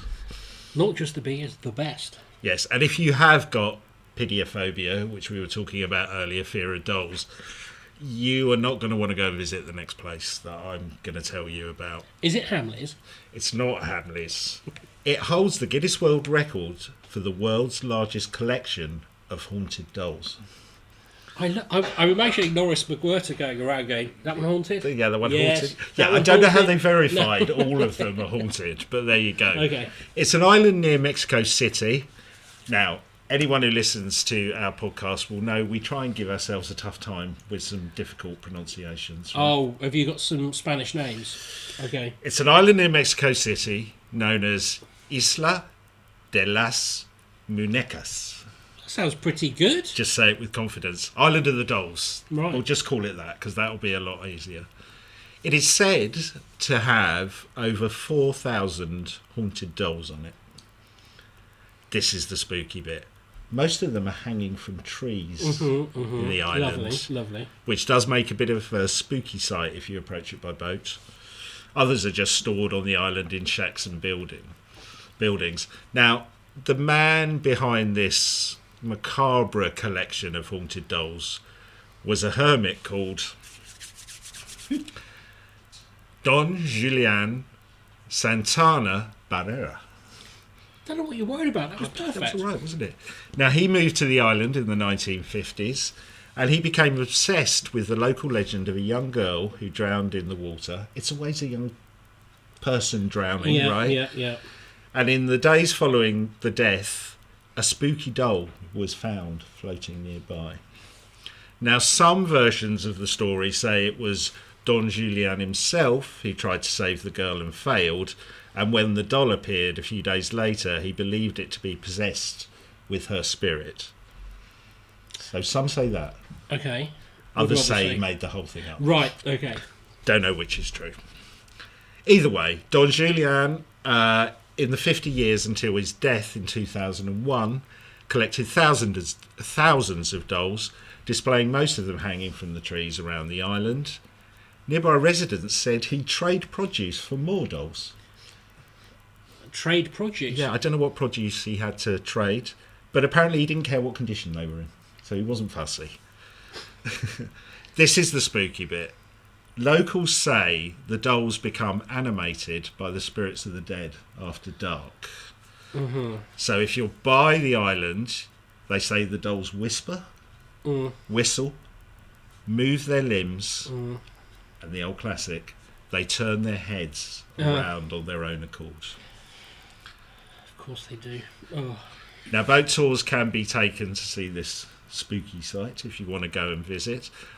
If you want to have a look at the place, it really is quite freaky. If you do a Google search, just do Mexican Island of Dolls, you'll see some images of it yourself. It is really, really spooky. Can you imagine, like, just coming across... Actually, James might tell us a story later. He was telling me a story earlier that about another, not necessarily haunted dolls, but a spooky doll place in Japan. So hopefully James will mention that later when he comes up. But yeah, if you have this kind of fear of dolls, imagine kind of coming across an island with thousands of them hanging from a tree. And it's not like whole dolls, it's like some are limbs, some are heads. Bits of head. Yeah. The whole thing. Actually, if we got room, can we bring our doll up on Pip? Just in case this inspires her, thank you. In case this inspires her to move. Yeah. Look at that. If you don't do something tonight, we're sending you to Mexico. That's Norris what we're going to say. will be Bits round. at a time. Yeah. Excellent. Now, I think it's time we hear from Tim, don't you think? Yeah, and the audience. Tim, step away from the sound. Come and join us on the stage. He's not moving. He's not moving. He's not moving. Behind. Give him a nudge. He's Come coming on up. over. He's coming up. I don't know if any of you who are watching have been watching the doll. I mean, anything it does, let us know. Just checking on the feeds. So here he is, the man himself. We've just torn him away from the sound engineering. You've been keeping an eye because we've been reading our scripts. You've been keeping an eye on what the audience have been saying and asking. We did ask for questions. We hadn't. From Steph, dolls terrify me when they aren't haunted, let alone when they are. Yeah. Auntie Meriden, questions about the ghost hunt, which I think is the Chapter Mallet. Oh yeah. Oh yeah. What were the most useful and least useful things brought along for the trip? That's a good question. That's So, a good for those of question. you who don't know, a few weeks ago, Tim was with us. Nicola from the Psychic Sidekicks, who's actually Who's in over the there? back there. Hi, Nicola. And us went to. We don't live together, by the way. No, we It's just- don't. yeah. We don't. We don't live in some weird commune. No, together. it does appear that way. We went to visit Shepton Mallet Prison, which is said to be one of the world's most haunted prisons. It's an abandoned prison. And we had this weird night. Now, regulars to our podcast will know we don't really come down one way in terms of full-on believer or skeptic, but a few things happened that night that made us question what our kind of noises, beliefs. things thrown. So what the question was, what was the most useful thing we took? What was the most useful and least useful thing? Most useful. Well, I would say, like, It's I a bit was of a weird question. Well, not a weird question, but because obviously I had recording material, equipment as well, and a lot of the stuff we heard after the fact when we're editing. So it's kind of like not useful at the time, Yeah. but The catches least stuff, don't you? useful thing I took was my bottle of water because I left it in the car and I was like really dying of thirst when I was there. That counts. My torch was pretty useless as well, to be honest. Well, I think what is useful is that for the recorders, because they give you that that recording, that the diary of the night, which was very good for putting the show together. I think in terms of technical kit, I think one has to be like slightly open-minded, because just because a piece of equipment has gone off, it doesn't. It gives you a good indication that something might be happening. Yeah. But it's a good visual thing. But I think actually our own ears and eyes and the sound recorder. Yeah. Because the spookiest thing for me was hearing that noise. Now, if we hadn't had that, so the noise was a replay of the ghost detecting. EVP, well, no. Oh, the music box. Yeah, the music box. Yeah, Yes. yeah. Which was one of those ghost detecting music boxes, and like part of me says, well, why use a music box to detect a ghost? Why not just have a beeping thing? It does add atmosphere. I agree with that, but the fact that I was hearing it back after the device had been put away, that was very weird. And I bought a K2 meter along, because you bring a K2 meter along. Yeah. It didn't really do anything. And even if it did do something, chances are it's just a 5G phone in your pocket most of the time. So I think for people who know what they were doing for Cam, it gives him a good indication and can show to people the sort of the idea of it. But yeah, I think you're right. Actually, the most useful thing that I bought was our H5 Zoom recorder, our audio recorder, because we captured those weird EVPs, and they, I didn't hear those things on the night. I was on and my they were own captured in on the Tim's cell, device as and well. Tim captured them as well. Well, also that weird what I call Gollum voice. Yeah. I think because I remember editing that piece for To Send to Yourself. Yeah. And it was you that went, have you heard that? And so it's like it wasn't. I just didn't hear it at the time, but definitely didn't hear it in the recording time. Didn't hear it when I was editing it, but it was yourself that was like, have you heard this? Yeah. It's a bit weird. But the music box is a weird one, because I remember yourself, I think Ben and Callum saying that they heard it, and I hadn't, but then I heard like the third one. Yeah, when it was packed away. Yeah, and it's packed away in the box and it's switched off.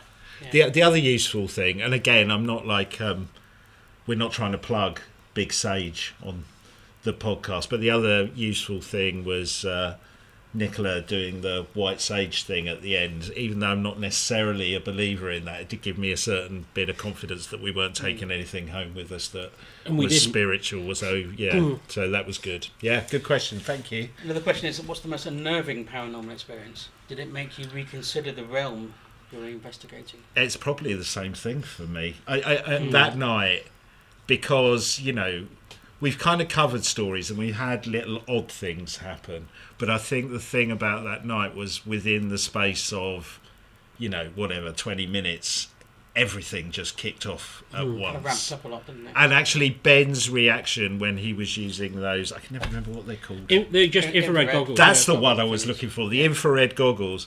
When Ben you saw like a shadow dark figure coming out of a cell with another thing was in. I didn't see it, but Ben's reaction was like, "Oh my god!" You were genuinely shocked by that, right? Yeah, I couldn't act that. It made me jump out of my skin. Well, if you could act it would have been terrible, because we weren't recording at the time as well, so you'd have been wasting your Oscar I did jump out of my skin. Yeah. Well, I remember seeing you jumping. Before I knew what you'd reacted to. Yeah. So that, I think the other thing that kind of made me question and think about the paranormal, quote unquote, in a different way was when we've done things around remote viewing. We've set challenges long time ago for each other, ourselves, and the accuracy that we've hit sometimes is, I can't explain it. I think remote viewing is one of those ones where we've actually, just with sort of very no training really, speaking to some experts, but it takes years to learn how to do it, but then giving it a shot. And then we tried it with James and Tim at the Stones a couple of years ago, and even that sort of worked. And we weren't even backwards engineering it. It sort of worked, and I still don't know what to think about that. Yeah, or have a clue how it works. No, even though we had the manual. But cool. So another question is, what are some common myths about ghost or paranormal activity that you'd like to debunk? Ooh, debunk. I think if there is some paranormal stuff going on, that 99% probably of what people see is not something that's paranormal. It's something psychological or misinterpreted, or just something your brain can't process. That you know, I think that's why we kind of set the podcast up as we did, because we're kind of like, well, we don't believe everything out there, and you know, people tend to get a bit kind of either one side or the other, so something in between. That for me, I don't know about you. Well, I think it's not necessarily a debunk, but it's what exactly are we looking at? Yeah, I know I keep coming back to it on the show, but is it a deceased Roman soldier? Yeah. Is it something playing out the actions of a deceased Roman soldier? Or I have this sneaking suspicion it's something playing with us. Yeah. And that I really... And not a big Roman soldier. No. Yeah. No, and I'll be covering a book in a couple of weeks which says more about this, but I don't know. I think we're being played. I think there's more of a trickster element than we think. Yeah. I think from a technical standpoint, I'd like to debunk the XLS cameras. Right. The stick figures. Oh yeah. I'd like to debunk that. Yeah, those were is it the spirit boxes with the radio? Spirit boxes, with the radio. I find that hard to believe that's picking up anything, but maybe not.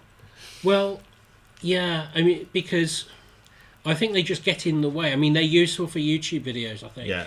But those things where there's like those ones where you mean there's a voice bank. Yeah. Yeah. Because like very rarely have I seen anybody have an intelligent conversation with anything, and if an EVP is hard to come by, we're expecting a spirit to go into a microchip and somehow choose a signal. It doesn't make any sense to me. Well, I think also as well when I was just thinking as well of the recordings that we did at Shepton Mallow. I kind of feel that even if you had headphones listening to your recorder, I don't think we would have heard the weird voices at the end of it. It's almost like it has to be separate, recorded to SD card and then on playback. Then it's there. Yeah. So the last one, Peter Ahmed, it's more of a general one, I guess. Is that also true for young children? My nephew used to always stare at one spot in the ceiling. Oh, what? Bit like a dog kind of stares in the corner. I guess it's more like kids. Yeah. When young children see things that we don't see. Actually, we've asked you that a couple of times, Trudy, haven't we? About young people. Why young people see stuff? I think young children they use their imagination, and they're still connected to source a lot more from where they've come from. So also it's another thing about making faces. So a child could see a face in curtains or wallpaper or stuff like that, because they're still moulding the way their thoughts are working, and their so they're more open. They're more open, yes. Okay, cool. Yeah. Cool. Brilliant. Thank you, everyone, for posting questions. If we've got time at the end, so keep them coming. Yeah, keep the questions coming. We'll get Social Tim, as we're calling him now, back. Social Sound Tim. Social Sound Tim. Tim, thanks for that. And thank you very much. He's doing the audio, he's doing the social. He is a man of many talents. Speaking of many talents, what we often talk about how you shouldn't always be taken in by what you see. Yes. Because it might not be what you think it is. Yes. And nowhere is that truer than in the realm of magic. Magic. Proper magic. And to that end, we're bringing you an actual magician this evening. Yes. We wanted to find out. So later on, we'll be looking at a spirit board and crystals. But it's very, very easy for people to appear to be doing something paranormal when they're not. Yes. Everybody, this is Nick. When the We'll get the camera over there. It's going. Yes, Nick Dale. Nick Good evening. Dale. How are we? Magician and mentalist. Absolutely. And Yes. mentalist, Yes, perfect. I've often been described. I think, no. Not as a magician. So before Trudy moves on to do some work with the spirit board, we were very interested to bring you along to look at some close-up magic, which those of us who are mere mortals don't understand how it works. But it could appear to be paranormal, but of course it isn't paranormal. Mm-hmm. But let's have a little demonstration and see what happens. Okay, Trudy. Okay, so first of all, I'm going to talk you through what we're going to do. Okay? And let me tell you that Trudy is a magician's worst nightmare. But anyway, so I've got a notepad, I've got a pen, I've got a deck of cards, and I've got a bangle. Now this bangle has magical qualities. Okay? Yep. So I'm going to take out the cards, a standard pack of cards. And as you can see, the 52 cards are completely different. Okay? Now you can either shuffle the cards or cut the cards. If I ask you to shuffle them, you'll probably drop them. Okay? So if you just want to just cut the cards, and you can do that as many times as you like.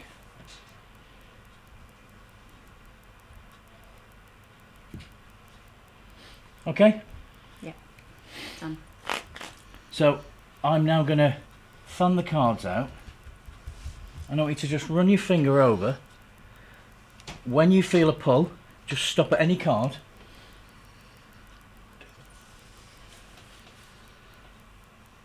That one there. That one there. Okay.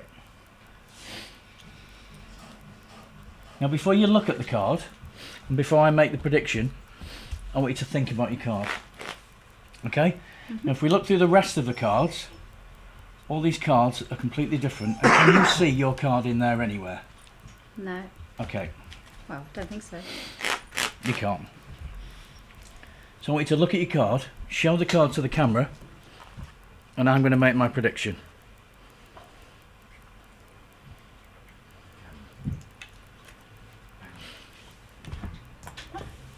Where's the camera? Where's the camera? There you go. Okay? I thought there was a screen. Magician's worst nightmare. Okay, so now take the card and put it into the deck randomly and then cut the cards again.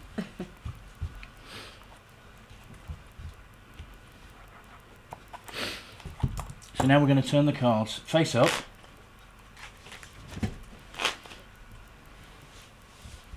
Now what I want you to do is just hold your hand out.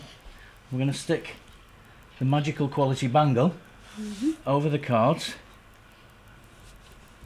And we're going to just take out a series of cards. I'm going to take out from there.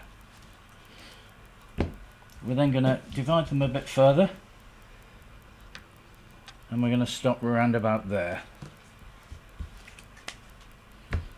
My question. Can you see your card? Yes. Okay, so we're going to now just do this again. And we're going to stop around about there.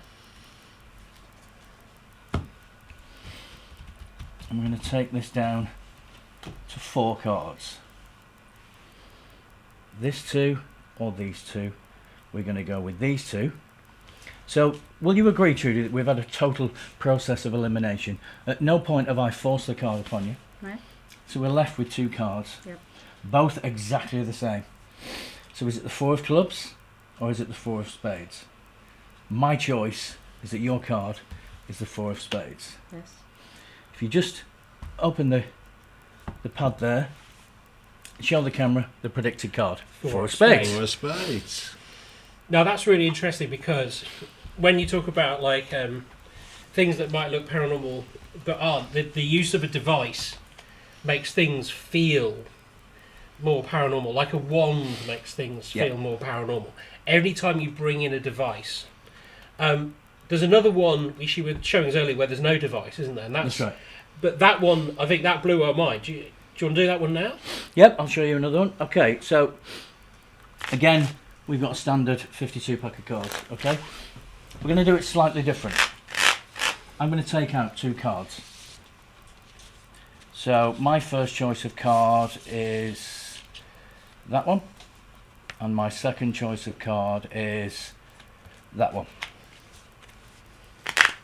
Now we're going to find a match.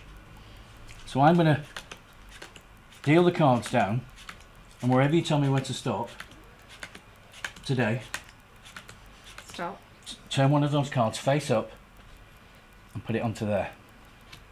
Okay? Mm-hmm. So we've got the Ace of Hearts. I'm going to do it again. Again, random there, turn that card face up and put it onto the deck. Okay? Yes. We found the cards out and we look for the card that you turn face up and the second card that you turn face up.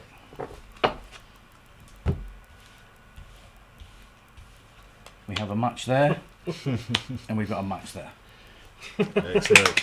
That is very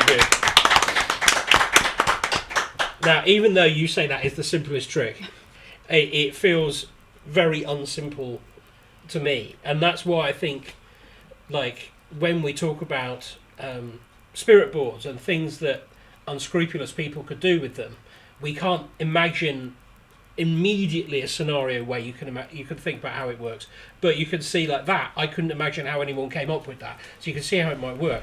But just while we're on the subject of magic, last time we were doing this, you brought up a really good point about magicians and Yes, the well, paranormal.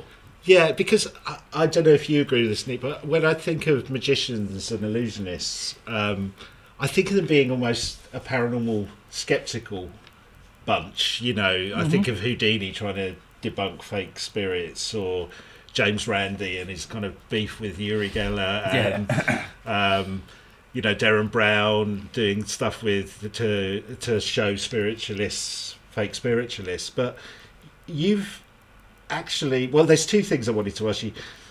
We were talking earlier, and you were saying something about magicians trying to work with tarot cards.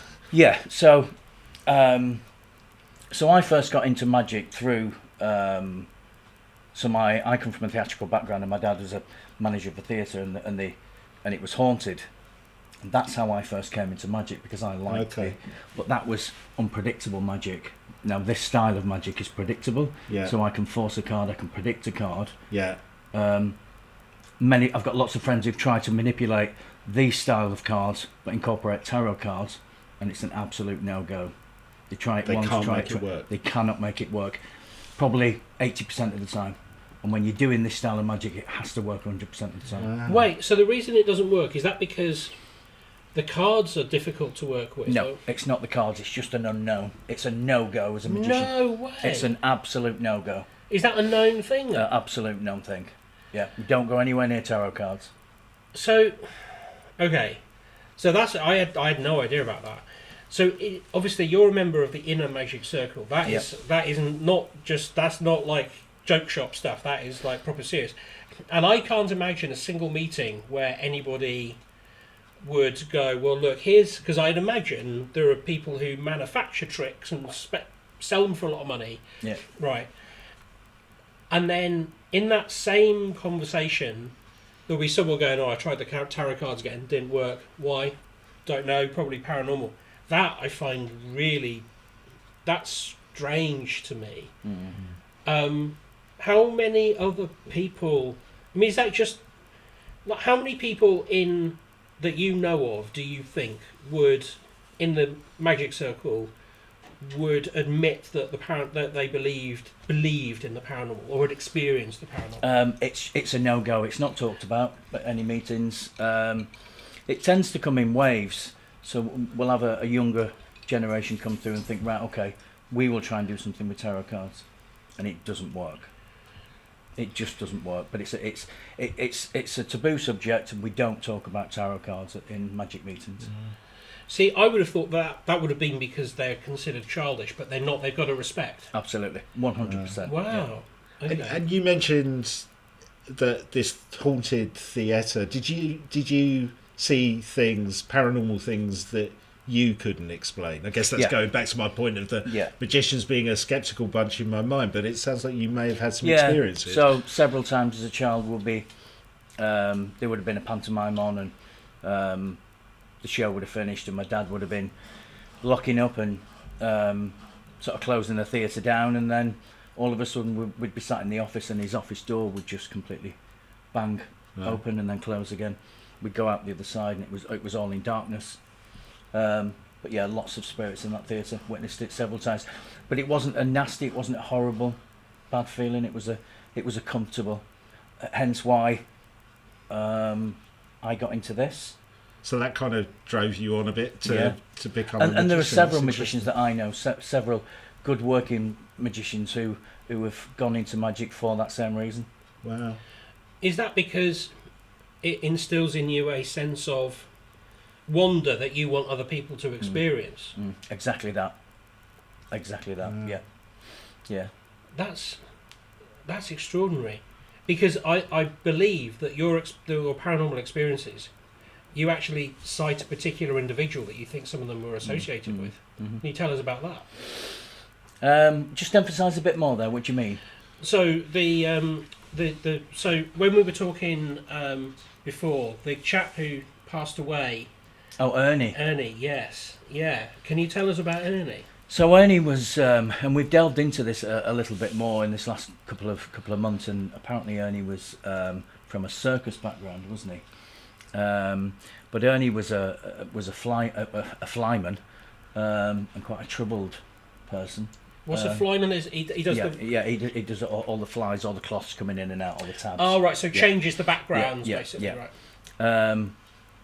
And he was quite troubled with it in his personal life, and he took his own life in the theatre. Oh, wow. Yeah, took his own life in the theatre. But again, some old carry-on actors came in there. Jack Douglas was one of them, and he witnessed it. But again, an emphasis on it was always a good spirit. It was a comforting spirit. It wasn't a horrible. You know, I walked in that 2,000-seater theatre at 10:30, 11 o'clock with my twin brother in the pitch black, shining through the seats, looking for people's money that they dropped when they were sat down. It was a way of getting a bit of pocket money, and it was almost pitch black, just the firelight, so complete comfort. Yeah. And theatres, I guess, are a sort of a place of superstition as well. And does that also, I mean, obviously the reason for that is because people want to bring luck on themselves. Do you think luck is something that is actually, it's more than just the saying? Do you think theatre people believe in a thing called luck? It's actually a tangible thing? Oh, absolutely. And there are so many superstitions, aren't there? So the first superstition in the theatre is whistling on the stage. I mean, if you want to return to that same stage, you want the four corners of the stage. You know, there's just so many superstitions. But again, just a real comfort from lots and lots of people in there, and it was just a real magical place. Hence why I'm a magician. Brilliant. Right. Yeah. And before you go, do you think that this sort of magic, which is a learned art, can that sit alongside the ethereal, more spiritual magic with a K, without them conflicting with each other? I think if we look at the main style of key magicians that are out there now, it's all on the mentalist type.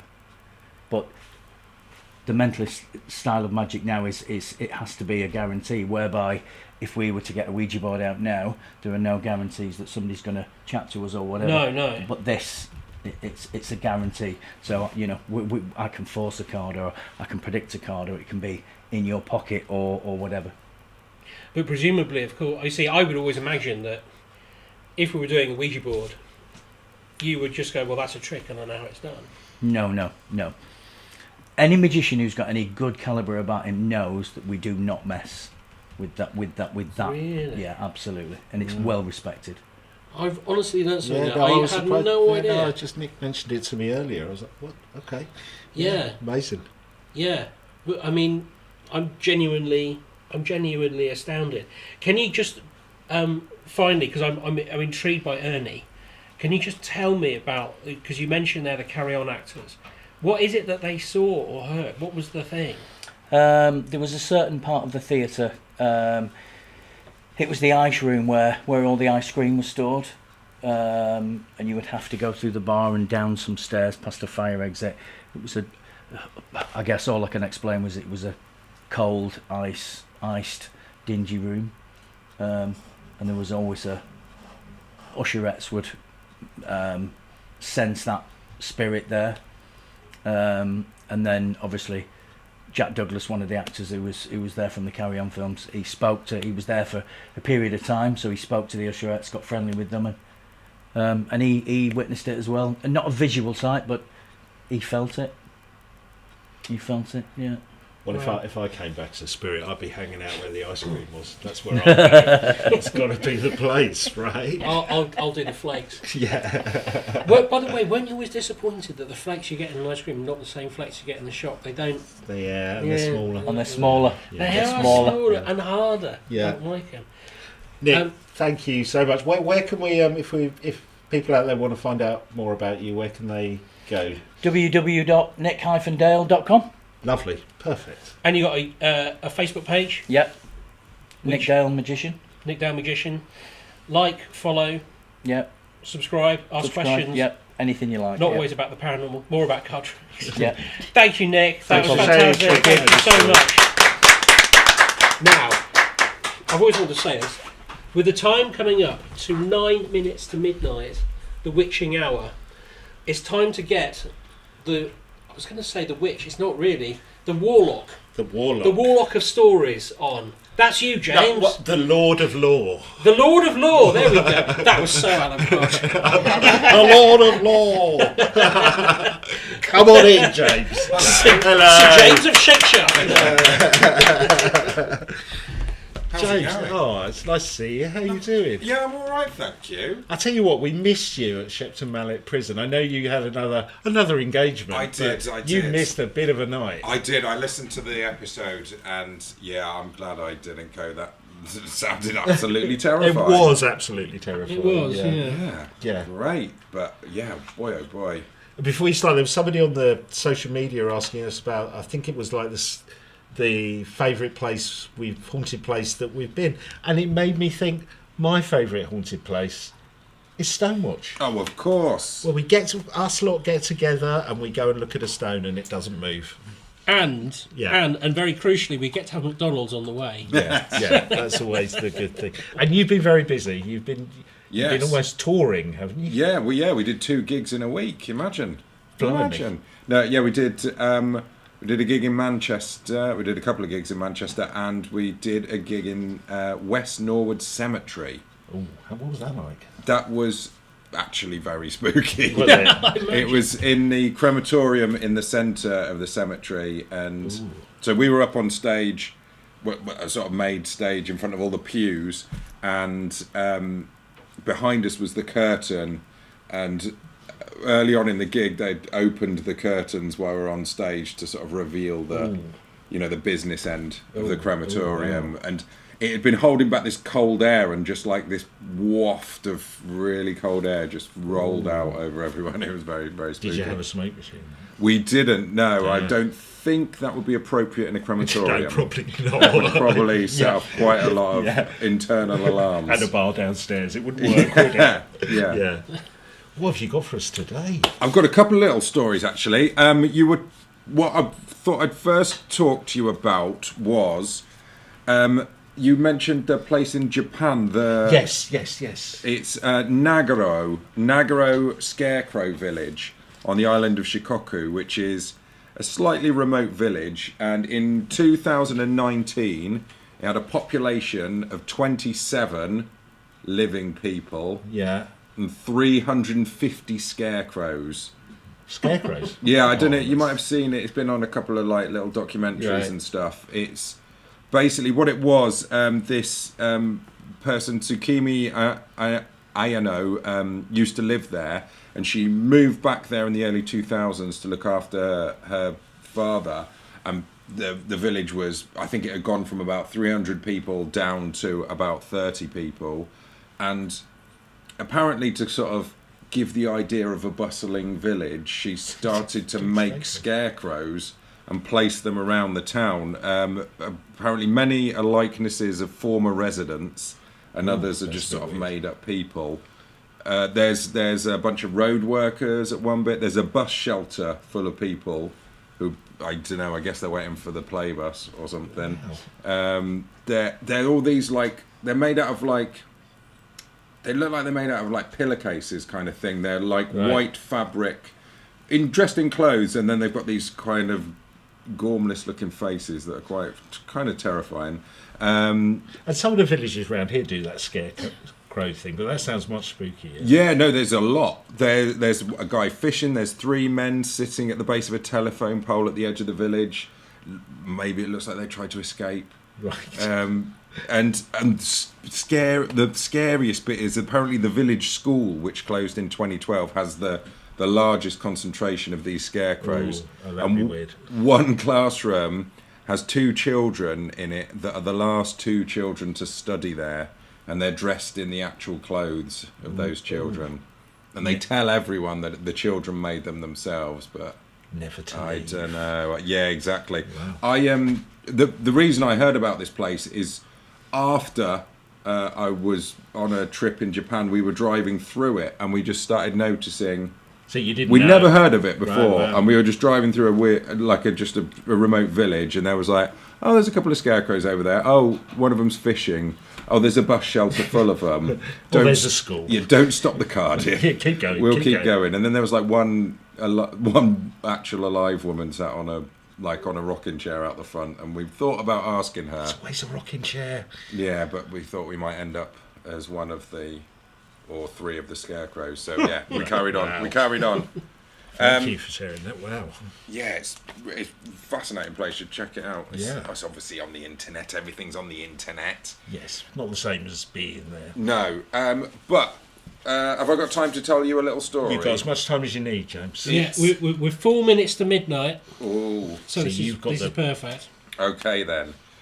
This is from this is a hallowed text for my podcast, the Lawman Podcast. It's the Folklore and Mysteries of the Cotswolds. Nice. I think it's the first of these type of books that I ever owned, and it's when we moved to the countryside from the city. I picked up one of these just to kind of work out what the vibe was, and it turns out full of ghosts. Yes. And so this comes from Churchill in Oxfordshire.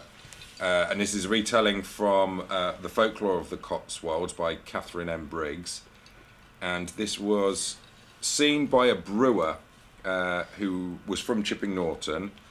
And he was courting a woman who lived a few miles away at Milton under Witchwood. And on Wednesdays and Saturdays, he'd walk there, because this is at the turn of the century, this is not the 2000s. This is turn of 18 to 1900. And on Saturdays, he'd stay with her until quite late. He's courting. And on his way back home... Inside he's courting. Yes. On his way back home, at around midnight... Of course. He would reach this bit of wall called Sarsden Pillars, which are these 2 kind of... I think they're like the edge of a boundary of something, but they've got these... stone orbs on the top. They're quite obvious when you pass them, and they were on the lane to Churchill. Now he obviously didn't like it because it's the middle of the night and it's scary, but on a number of occasions, one of the reasons he didn't like it is because he would often hear the sound of a coach going past and not be able to see anything. Right. So, that's more than just being a bit scared of the dark. That's with horses and big wheels rather than a National Express. Yes, I'm guessing so. Yeah. But on one night, he was joined by a companion who walked by his side just a little bit behind him. And it was, happy to have a bit of company. So the brewer chatted away until they reached the Sarsden Pillars, at which point the man turned away. Obviously, that was his path. He'd reached the end of his path. And this happened again the following Saturday. And the brewer was chatting away, and he was happy that this guy was there to be a companion to him, although he was very quiet. And then it came to the next week, and the same guy was there, walking just a couple of paces behind, and the brewer was chatting away, and he realised that this guy, he'd not said anything, and this was it was a full moon this night, Right. and he realised he'd never actually heard the guy say anything at all in all these 3 weeks. So he turned and looked over his shoulder to get a view of the man, and was astonished and terrified to see an Elizabethan gentleman with a ruff around his neck and nothing above it. The man was carrying his head under his arm in the sort of classic ghost style. So the brewer ran and took refuge for the rest of the night in some nearby cottages. And in future, he took care to be past Sarsden Pillars by 11 p.m. No wonder he didn't say anything. He's like holding his head. Well, he might have been, but I guess there's no... It'd just been yeah, kind of thing. Yeah. There's Maybe no air he going needs one of through. those fire things, the bellows. Yes. But Yeah, why yeah. are they carrying their heads? I don't understand. Well, you wouldn't leave it behind. Yeah, what are you going to do with it? No, but Would you want a backpack or one of those baby carriers? Baby carriers would make more sense because at least you could see. but when Front or back, baby? Well, it's got to be at the front. Otherwise, yeah. Facing that way. Yeah. I just don't understand the ghost law then, because people who die when they're walking into a propeller, they don't come back in little slivers. They come back as a full person. Yes. Yeah. They tend to.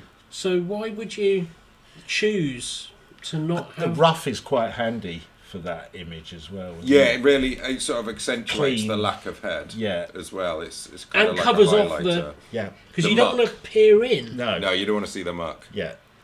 Don't want to see The how the gubbins. sausage is made. No, Gubbins, no. as my doctor calls it. Have a peek in his gubbins. Yes. I don't think your gubbins is right. He was definitely spending a lot of time with his lady love late at night, wasn't he? Well, yeah, that's the thing. What was it? Was it? Gubbins. Was it that he was trying to break up with her or something, and he just, was. Oh. How can I get out of it? Oh, I will. She's not taking any subtle hints. She ghosted him. Or, He ghosted her. Yeah. The first ever The ghosting. true origin of the phrase to ghost someone. Yeah. Perfect. I made a It's pun too- and it wasn't awful. That's the first time. I'll make a note of you, that. you make many a pun. Wow. Okay.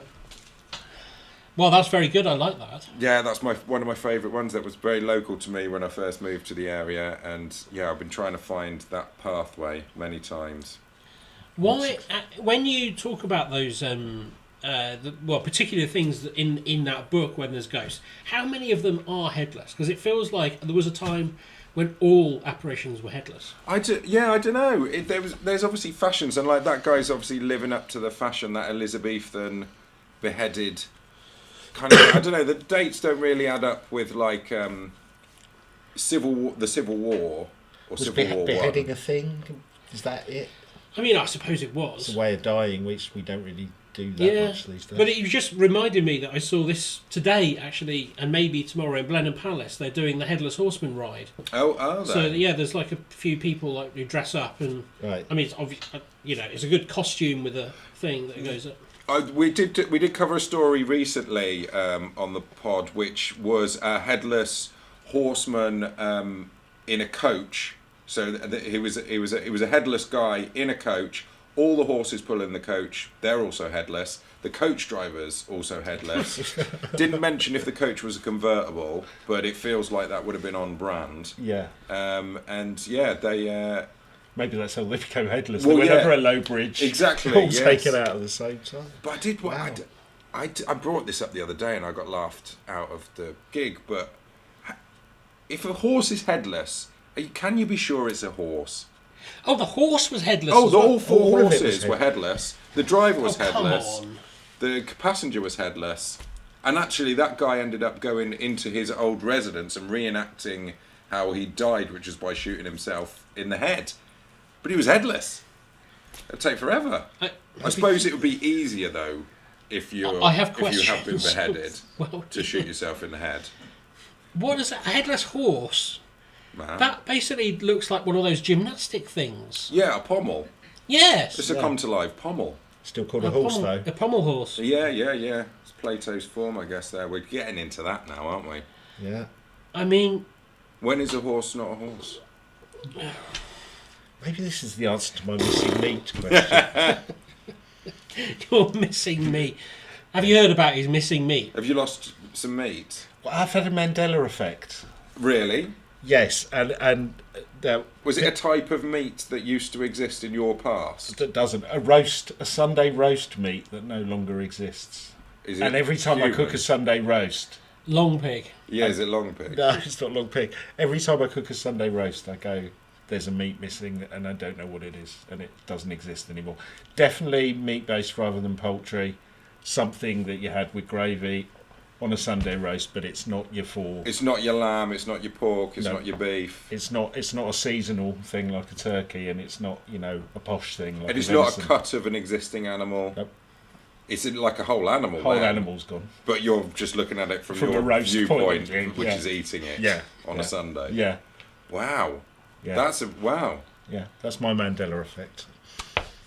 Missing meat. It certainly beats the little eye thing on the guy in Monopoly. Yes. Yeah. Or the Berenstain Bears thing. Yeah. Oh, yeah. Wasn't a bear. No, it could have been bear meat. Terrible gravy. Bear. Very bitter, I'd imagine. Yeah. Very bitter. Viley. I notice another book. Have you got another? I've got Haunted England by Christ in a Hole. It's Christina Hole. Christina Hole, brilliant.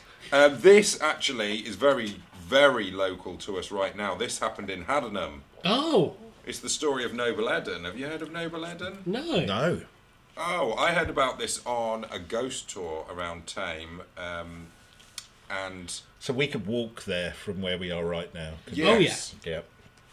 Okay, so 1828, market gardener named Almost Noble 6:30. was murdered by Sewell and Tyler, both of whom were subsequently hanged for the crime. So, like Columbo, it's not who done it; it's how caught them. And boy, oh boy, how did they get caught? Okay, so Eden had some land in Crendon, and he was working there, and he saw Sewell and Taylor kill a sheep. Now, the penalty for sheep stealing in those days was transportation or death. But Eden decided to keep silent to the police during the inquiries that followed. Unfortunately, he couldn't keep silent to Sewell and Taylor, and whenever he saw them, he'd start baaing like a sheep. What? And he did it in all sorts of public places, and they were getting nervous. They were going to get rumbled.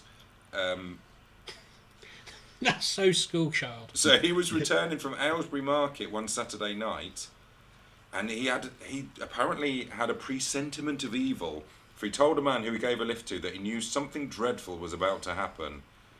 And the passenger offered to accompany him all the way home, but he refused, saying he's not that afraid. And he let the guy down, and he was attacked in Anxie Bushes and killed. That's a place again, not a euphemism. Right. All me Anxie Bushes. And his wife was at home in Tame. Oh.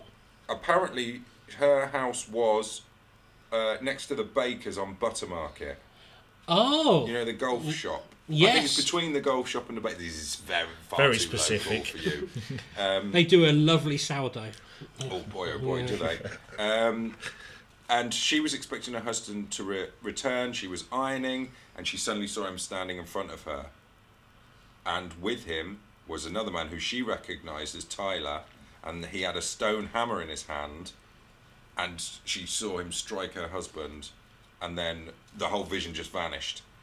And she rushed outside screaming that her husband had been murdered, and she roused the neighbours for a search. They found his body, and he clearly had been attacked with a hammer, and had clearly been murdered. Yeah. And there was nothing to show who killed him, and the verdict at the inquest was murder by some person or persons unknown. But Mrs. Eden knew. She'd literally seen who'd done it.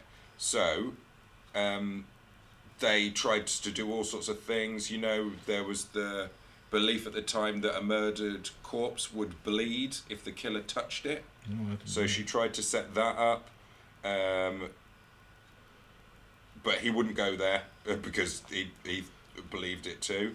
and Eden's son was stopped by two men as he was driving home. They threatened to treat him as they had treated his father, and he beat them off with the... No, it's real murder. It's past 12. With the butt end of his whip, and he managed to escape. Yeah. Okay, he couldn't see their faces, but he recognised their voices as Sewell and Tyler. And about 10 months later, Sewell was committed to prison for another offence, and while he was there, he hinted that Tyler had some connection with Eden's death. Tyler was arrested but discharged for lack of proof, and to celebrate his relief, he adorned his hat and coat with coloured ribbons and danced outside the houses of those who'd given evidence against him. That's how I would do it. But better times. But Sewell came out of prison and was arrested for stealing birds, and he was sentenced to 14 years transportation. He tried to reduce his sentence by saying that he knew what had happened in the Haddenham murder, and that he'd been present, and it was Tyler he'd seen strike Eden with a hammer and kill him. They both got hanged. If anything, it made the situation worse for himself. Yeah. They were hanged outside Aylesbury Jail on March the 8th, 1830, in the presence of some 4,000 or 5,000 people. I just got this vision of all those people just going, bah, just really for their last moment. Wow, what a story. I don't like that, but I do like that. But imagine taunting someone by barring at them. Do be careful. Yeah. Who you say? Don't say bar to a sheep rustler. No. Well, I'll be sure not to. Yeah, please don't.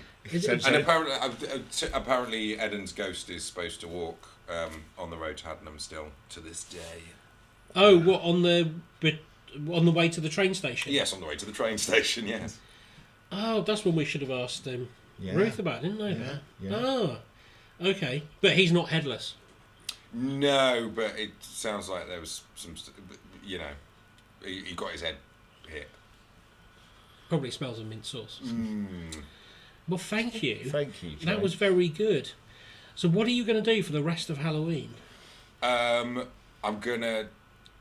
Well, we went trick or treating earlier, so I've got quite a stash. Oh, you're gonna. You mentioned chomps. Yeah, chomps are back, baby. Chomp on a chomp. Did you get anything in? Were there anything in there for the adults? Were there any like after eights or anything good? Oh, not like Willy sweets or No. I mean like adult sweets, like things that adults would like go, oh, that's nice. Like I don't know any kids that like after eights. No, you don't get an after eight from a. How disappointed would you be? What sort of? Where do you go? Are you expecting Ferrero Rocher?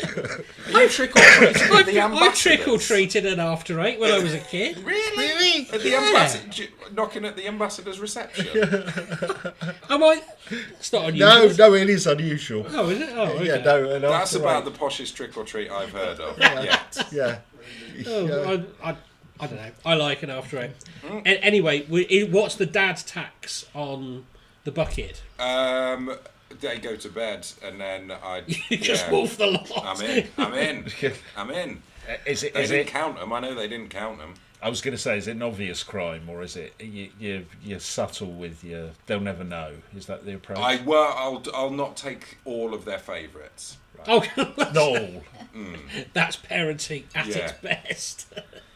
And have you got any more live stuff coming up? Where can people go and see you? We're on as part of Who Knew It with Matt Stewart on the 17th of November in London's Balham.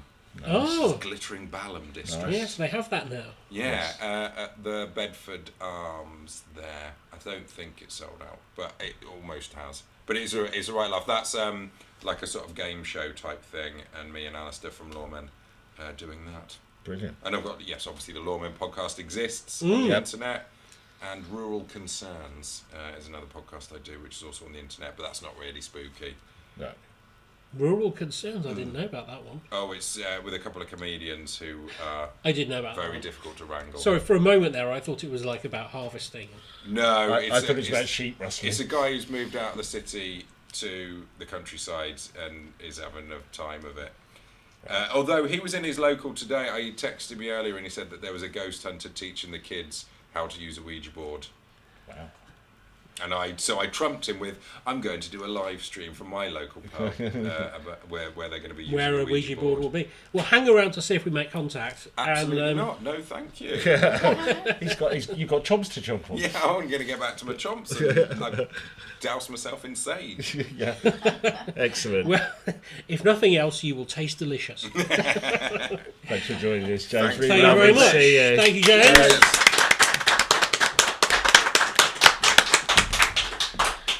Right, this last half hour is Yes, a paranormal sprint. we've been joined by Trudy again from the Psychics. And We've got a spirit board, sometimes known as a Ouija board. I've got to say I'm a bit nervous. We had 2 rehearsals, right? Yes. The first time, it took about half an hour for anything to happen, but when it did, it was all a bit too personal and close for one of us. And the second time, we had all that stuff where it kind of seemed to get in contact with the doll. So, yes. So when we were rehearsing Sunday, it started to move. Now,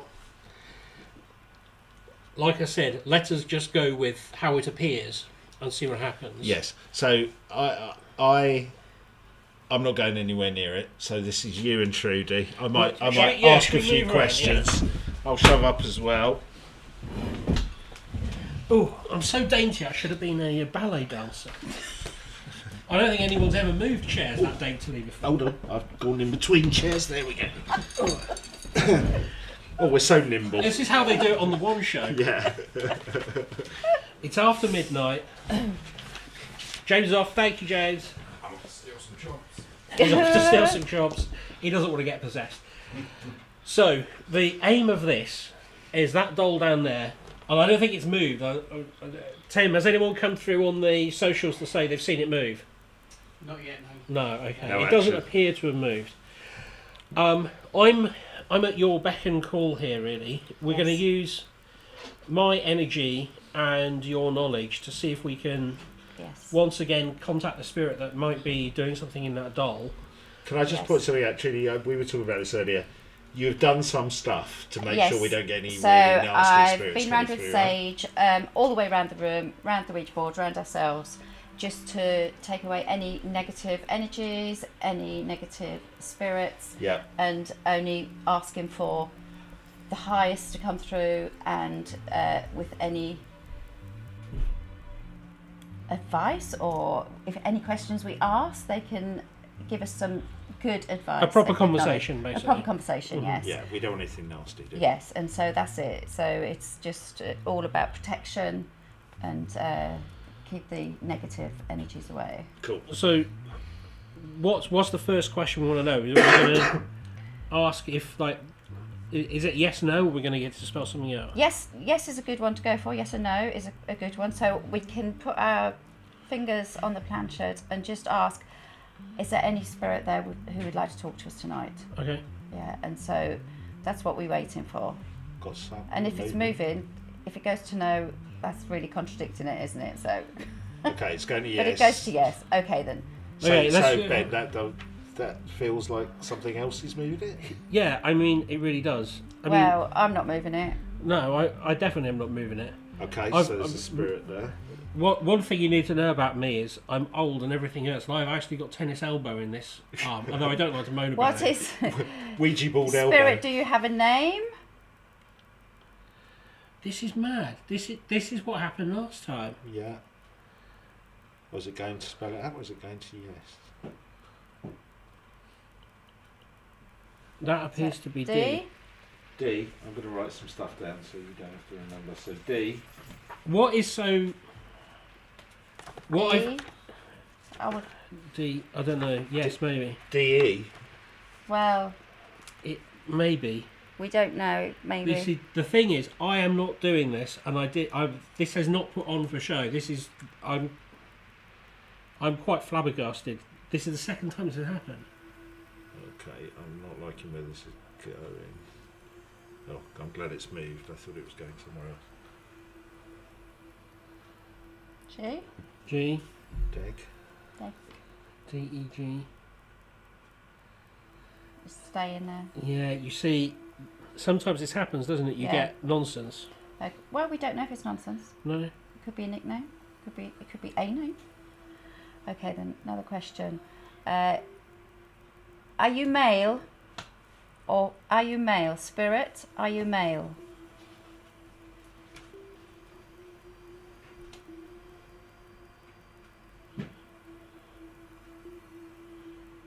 Okay, we're going to take that as a yes. Oh, that's a yes. Okay, so we'll reset. Yeah, just go back to the middle. Do you want to speak to anybody here in this room? Oh, that moved quite quickly. I don't know what to make of this. So that's another yes. I don't know. I think it's trying to spell something out. Oh, is it? C. See, I'm noting it down. Yeah, C.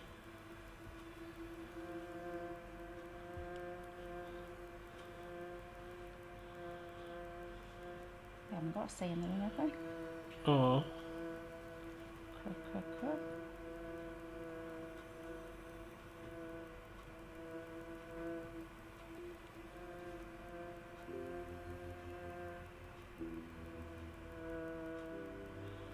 CRB. CRB.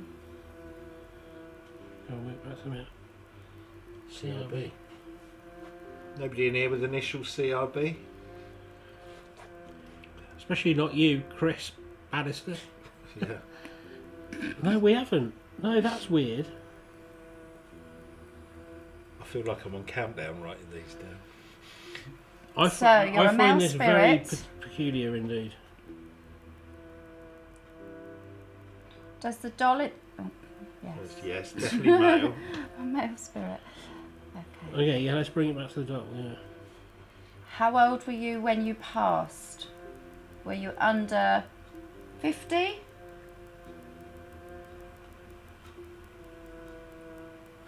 Do you know you've passed over?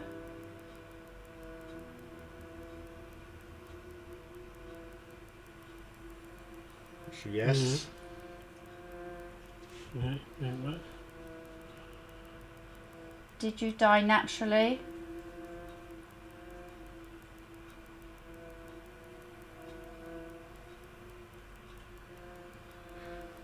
I've got a question. Okay. Can I ask it? Will Yes, it of work course you even can. with Yeah, your of fingers course you on can. it? Are you connected to this pub? Yes. It's Okay. a male spirit connected to Did this you live in this pub?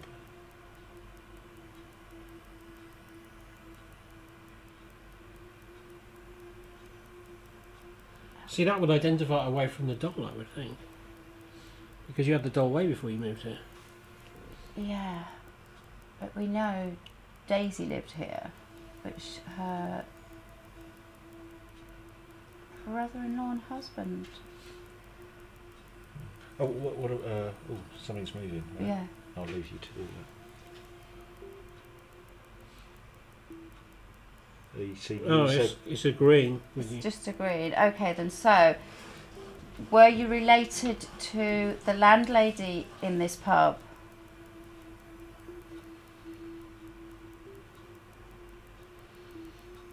That's another yes. Mm. So, yes. Were you the husband of the landlady? I'm just presuming I'm saying about Daisy Yeah, now, but it might yeah. not be. It could be any other landlady. Take it back. So is Daisy who we've talked about as Miss Yes, Sybil? because she's the one that makes it known, self-known, doesn't she? All right, I've got Yeah. a question. Did you, when me and Ben were in the pub recording last time, and Trudy said, "Will you give us a sign?" and something dropped off the ceiling, was that you? Probably could have asked that question a bit more simply. But Okay then. Do you come? No, he doesn't come around the pub, does he? it wasn't him. Right. Was it Daisy? Right. Yeah. So, were you married to Daisy? Oh, are you still there? It's just stopped, doesn't it? There's nothing there at all. There's nothing there. So that's gone. That's gone. Gone for good. Right, okay, so maybe we should ask if anyone else is there. That's interesting though, connection with the pub. Yeah. Honestly, Doesn't feel like you're doing it. no, No, I mean, And that's stopped, yeah? that has completely stopped. Honestly, that's just gone limp. wow. I'm, I'm It's late. still live. But the thing that I am trying to come to terms with here is like we would, if this was a third-party report on the podcast, we'd look at it from all sorts of different angles and see what the skeptics say. I'm, in this case, playing the skeptic, and I can't really see what's going on Right. here. Genuinely, this has never really happened like this. Yeah. I'm very... Does this feel different when we rehearsed it and the thing came up? It feels the same as when that happened. Okay. I can't quite explain it. It feels like... Sorry, and when I say rehearsed it, I mean when Yeah, we were yeah. testing When we were testing cameras, the it's cameras, not yeah. rehearsal for- yeah. No, it's not. This isn't a put-on. No, Okay, let's just ask to see if there's any... Are there any more spirits that'd like to make contact with anybody in this room, or any messages for anyone in this room? And particularly if the spirit inhabiting that doll would like to talk to us. Is there a spirit in the doll?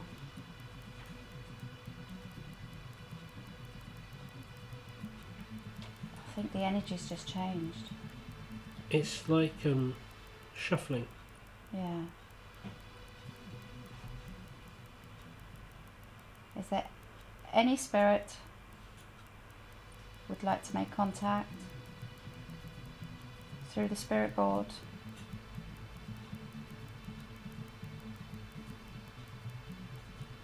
Wow. It's literally We're done. stopped completely. It's as if it had a point to make. Yeah, So the bit we had before yeah. was coming through. Did that make sense to you in terms of the history of this pub? Yeah, so once I'm wondering if it is Daisy Tipples. I didn't ask if it was husband or brother-in-law, did I? You said both, and it went to yes. Yes. So you're related to Daisy. Yes, related. Yeah. And I said think yes. you said like. Yeah. Yes. Yeah. Something. But there is, in this room, when we've had people stay, there's and me working up here, there's male energy around as well. It's almost like, you know, like when they had meetings years ago and they had their flat caps on, and there's quite a lot of male energy in this room. I remember you saying that last time we interviewed you when Yeah. we spent the night here. Yeah. And that was interesting. That male came up there. Yeah. And then when we were in the pub and the flat, it's Daisy's energy that comes in. Right. There could be other spirits around, but that's just the ones that seem to come through when we're doing things. So that it's not moving, is it? No. Should we have one more go, and then maybe it's Yeah. changed if not? Yeah. Okay then. Is there any spirits in this room at the moment who would like to talk to us and give us any information about the doll?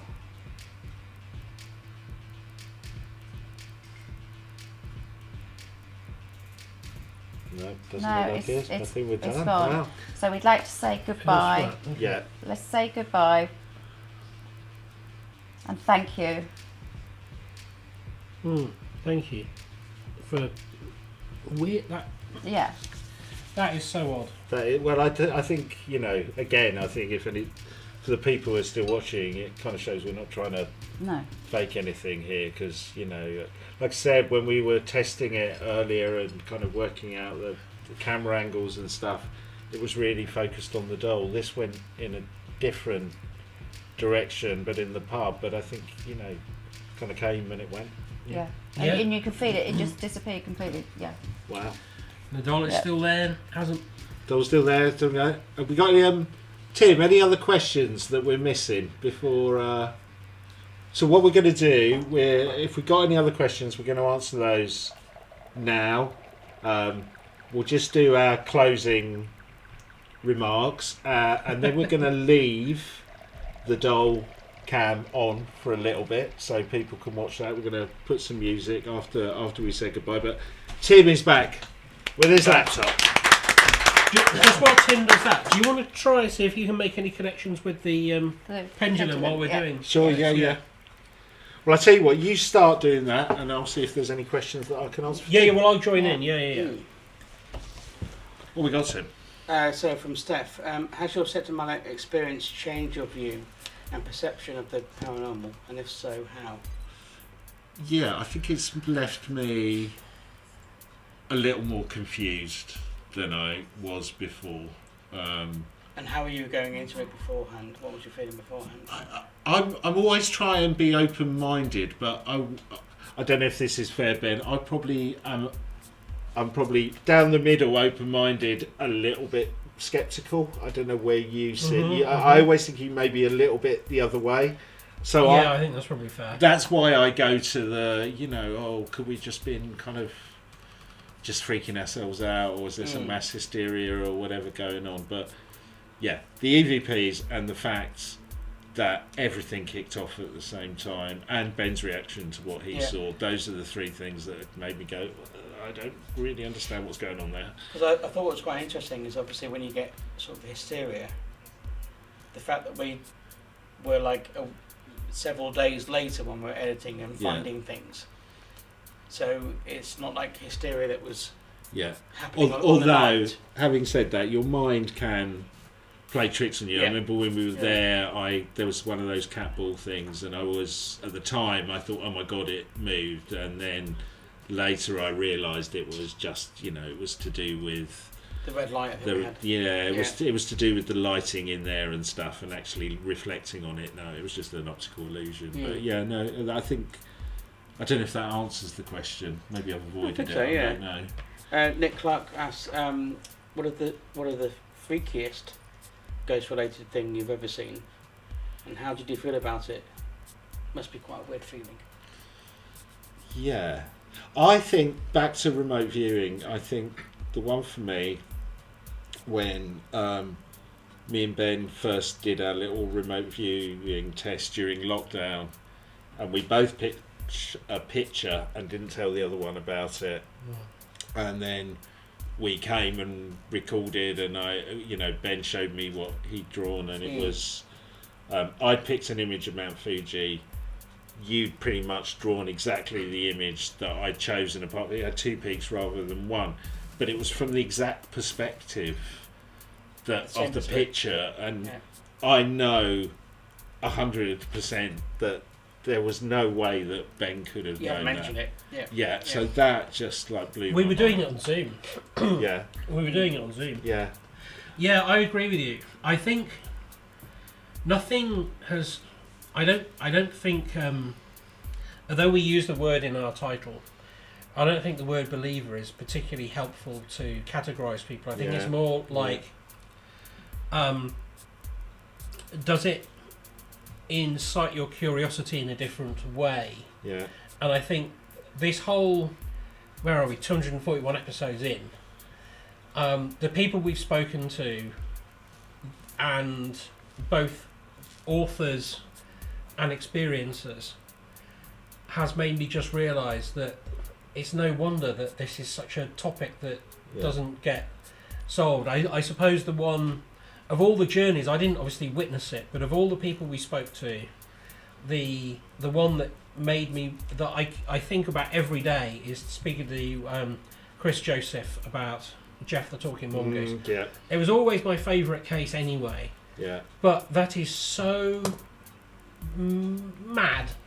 There's not any word for it. But he told this great story of, so he spent, again, he came up with the Jeff the Talking Mongoose story as a real skeptic, and he's open about there is much about it that makes him very suspicious, but I'm paraphrasing what he's saying. I hope I'm not misrepresenting him, but he had this weird thing where he thought he was going to be doing it for a few months, and it took him years to write the book on it.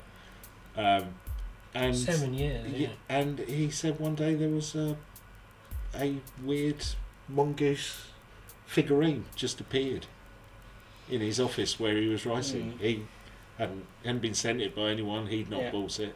And that's just very Jeff the mongoose. And actually, a few weeks after we interviewed him, I had a weird dream with Jeff the talking mongoose. In my dream, it's really weird. In my dream, I was singing a Chaz and Dave song, and in my dream, I was going, you know, was it when the kids are swinging on the gate? And in my dream, which felt like reality, Jeff the talking mongoose popped up and went, "When the paper boy is half an hour late." It really freaked me out, and I emailed I emailed Christopher, and it was very funny, but it's so Jeff that. Sorry, I kind of lost my way of the question, but yes, that. Yeah, I'm with you on Jeff. I think this whole paranormal podcasting thing has. It goes back to what I was saying earlier. It isn't what it seems. There is a trickster thing going on. Yeah, there is a trick. Well, many people have messaged saying just about Ouija boards in general, but you don't want to touch them or freak them out, and or is it that it's been shown on movies so much that it freaks them out? So it's like there's a big. But I don't know about you. I mean, certainly when I was growing up at our school, there was a group of kids who did some Ouija board stuff, and it really freaked them out and caused them a lot of mental distress. And I've talked to a lot of people who go, "Oh yeah, there were kids at school who played with it and were never the same." It always seems to be a thing that kids of a certain age just do. Yeah, and I'm not saying that's necessarily paranormal. That could be psychological, but that's just given me a kind of weird thing. And also, my grandmother, who I'd never met, was a spiritual medium, and it was always handed down in the family to me. Just don't touch a Ouija board. Yeah. So that's for me is why I wouldn't do it. Yeah, I mean, this isn't done lightly, and I was explaining, this isn't. I don't mess around with this. If Trudy wasn't here, I wouldn't be doing it. Yeah. Yeah, so for me, I've never done Ouija board in the past, spirit board and stuff like that, but I did do a meditation on it, and I was given permission to source a talking board, a spirit board. Yeah. Which I sourced this one. That one even looks kind of nice. Yes. It? So. Got a nice owl on it. Yeah, quite shamanic looking. And also, a lot of the scary stories come from religions, because a lot of religions don't want you to have your own power. They don't want you to listen to your higher self and your guides and the ones who are here to help us. So it's almost like a control thing there.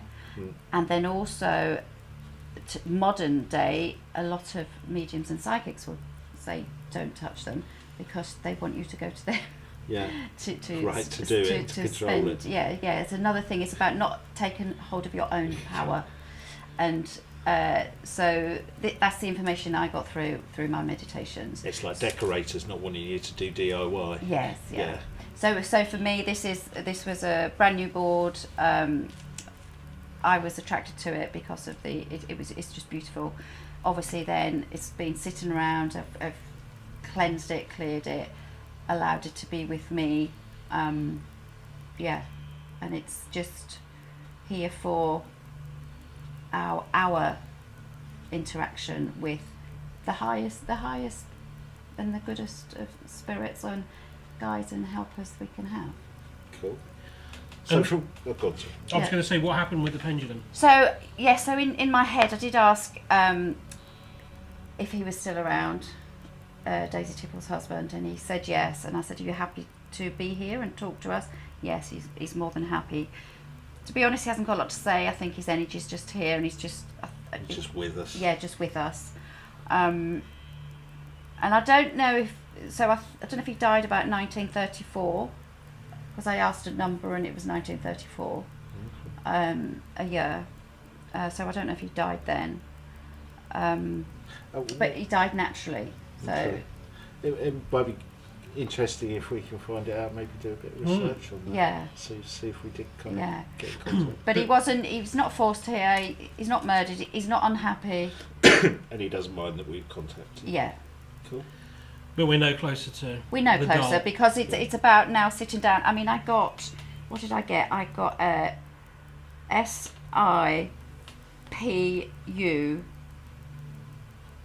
SIPU. You know, they're the letters that came up. SIPU, whatever that is. I think he's just signed for Birmingham City, hasn't he? But no, it was interesting. It's interesting how it works. So it was very. It's different energy again to what we've. The same energy as what we had on the planchette, but different to what we had the other day. Wow. Yeah, that was very curious. And with that, we just say thank you very much and goodbye. Cool. Well, that's a Lessons good to all. cue. Got a couple Oh, more Oh, a couple yeah, more yeah, questions. go Got more? more from Canada. Okay. This is from Saint Mikey G. What a common phenomenon that could signal paranormal activity. My apartment building had a death in it. The electrical has always been dodgy. Any thoughts on that? Hard to know that, isn't it? So, what are they saying? Have you? What was the question again? Sorry. Sort of what is the kind of, I guess it's like the precursor to phenomenon, because there's Oh, I I see. see. a death in a building, and then the electricity seems to be Well, right. So, you were telling me that you had a portal in a pub that you used Yes, yeah, a big vortex of energy that went from the top right the way down through to the cellar, and that big vortex of energy. I mean, it's still there now. The pub has been knocked down now, but that vortex of energy it gets bigger and bigger and encourages more souls or more entities or more whatever's going there as people are because it was a public house. But if people go in there and start doing things like Ouija boards or doing supernatural things opening up, it encourages more beings to come into that vortex. But then that encourages, it depends what type of energy you've been working with, because a lot of people do black magic and the darker entities. So that encourages lower energies to come in, because we moved back to the pub and it was energetically it was awful, and it'd been run down. It was physically full of mice and full of just not nice. It wasn't nice to be, you know. But it's one of those things, like attracts like again. Yeah. So if you're going to work with black magic, you're going to encourage darker energies, and then if you're going to work with the light and lighter beings, you're going to go on that level. It's like an escalator. You get off at that door, and then you're going to walk around with, you know, the fairies, elementals, or you're going to walk around with the demons and the darkness, and then you're going to then you can be with the angels and the lighter energy and stuff like that. But death doesn't always bring somebody who's going to stay behind, because when you're alive, your own energy can mingle around somewhere else in the world, the universe, because we're only, what are we? We're sort of like 15% in our spirit, in our body, and the rest of it's out there connected to source in the universe. And so we're just having this physical, beautiful time on earth, but there's that tiny bit of spirit of us in our bodies now. There's a lot of us out there which we can astral traveling and all that, so we can all do that, because there's only a tiny amount of us in our physical bodies now. So death doesn't always bring ghosts and doesn't always bring darkness, because it could be when you're alive, you know, if you're in pain when you're dying, if you're suffering a little bit, little bits of your energies could be left in that room, then just the memories and the transition of life, because you're so scared to pass over. So a precursor to activity could be something natural, or it could be a passing away. Yeah. Right.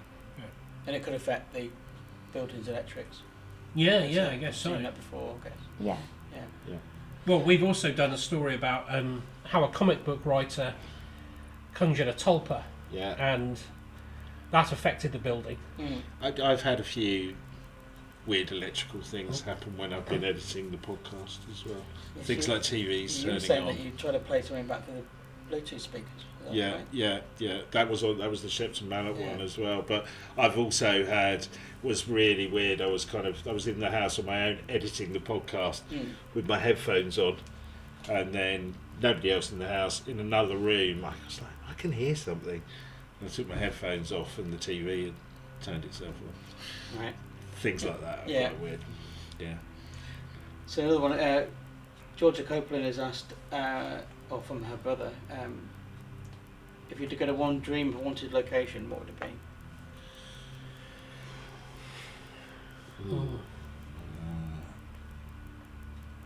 That is a really good question. I think Skinwalker Ranch. Yes. Yeah, absolutely. You just have to try that, wouldn't you? No, I tell you what, I'll slightly cheat. I think Skinwalker Ranch in its prime. Yeah. Before it kind of got commercialised, it comes and goes, isn't it? Yeah, but you know, that time when there's kind of supposed to be, you know, ghost poltergeists. I can't speak. Cryptids, UFOs, that whole portals, kind of like that. Appearing, it's such a fascinating story as well, and also who bought the place and what they did with it, and military involvement. Yeah, that's a really good one. I'm with you.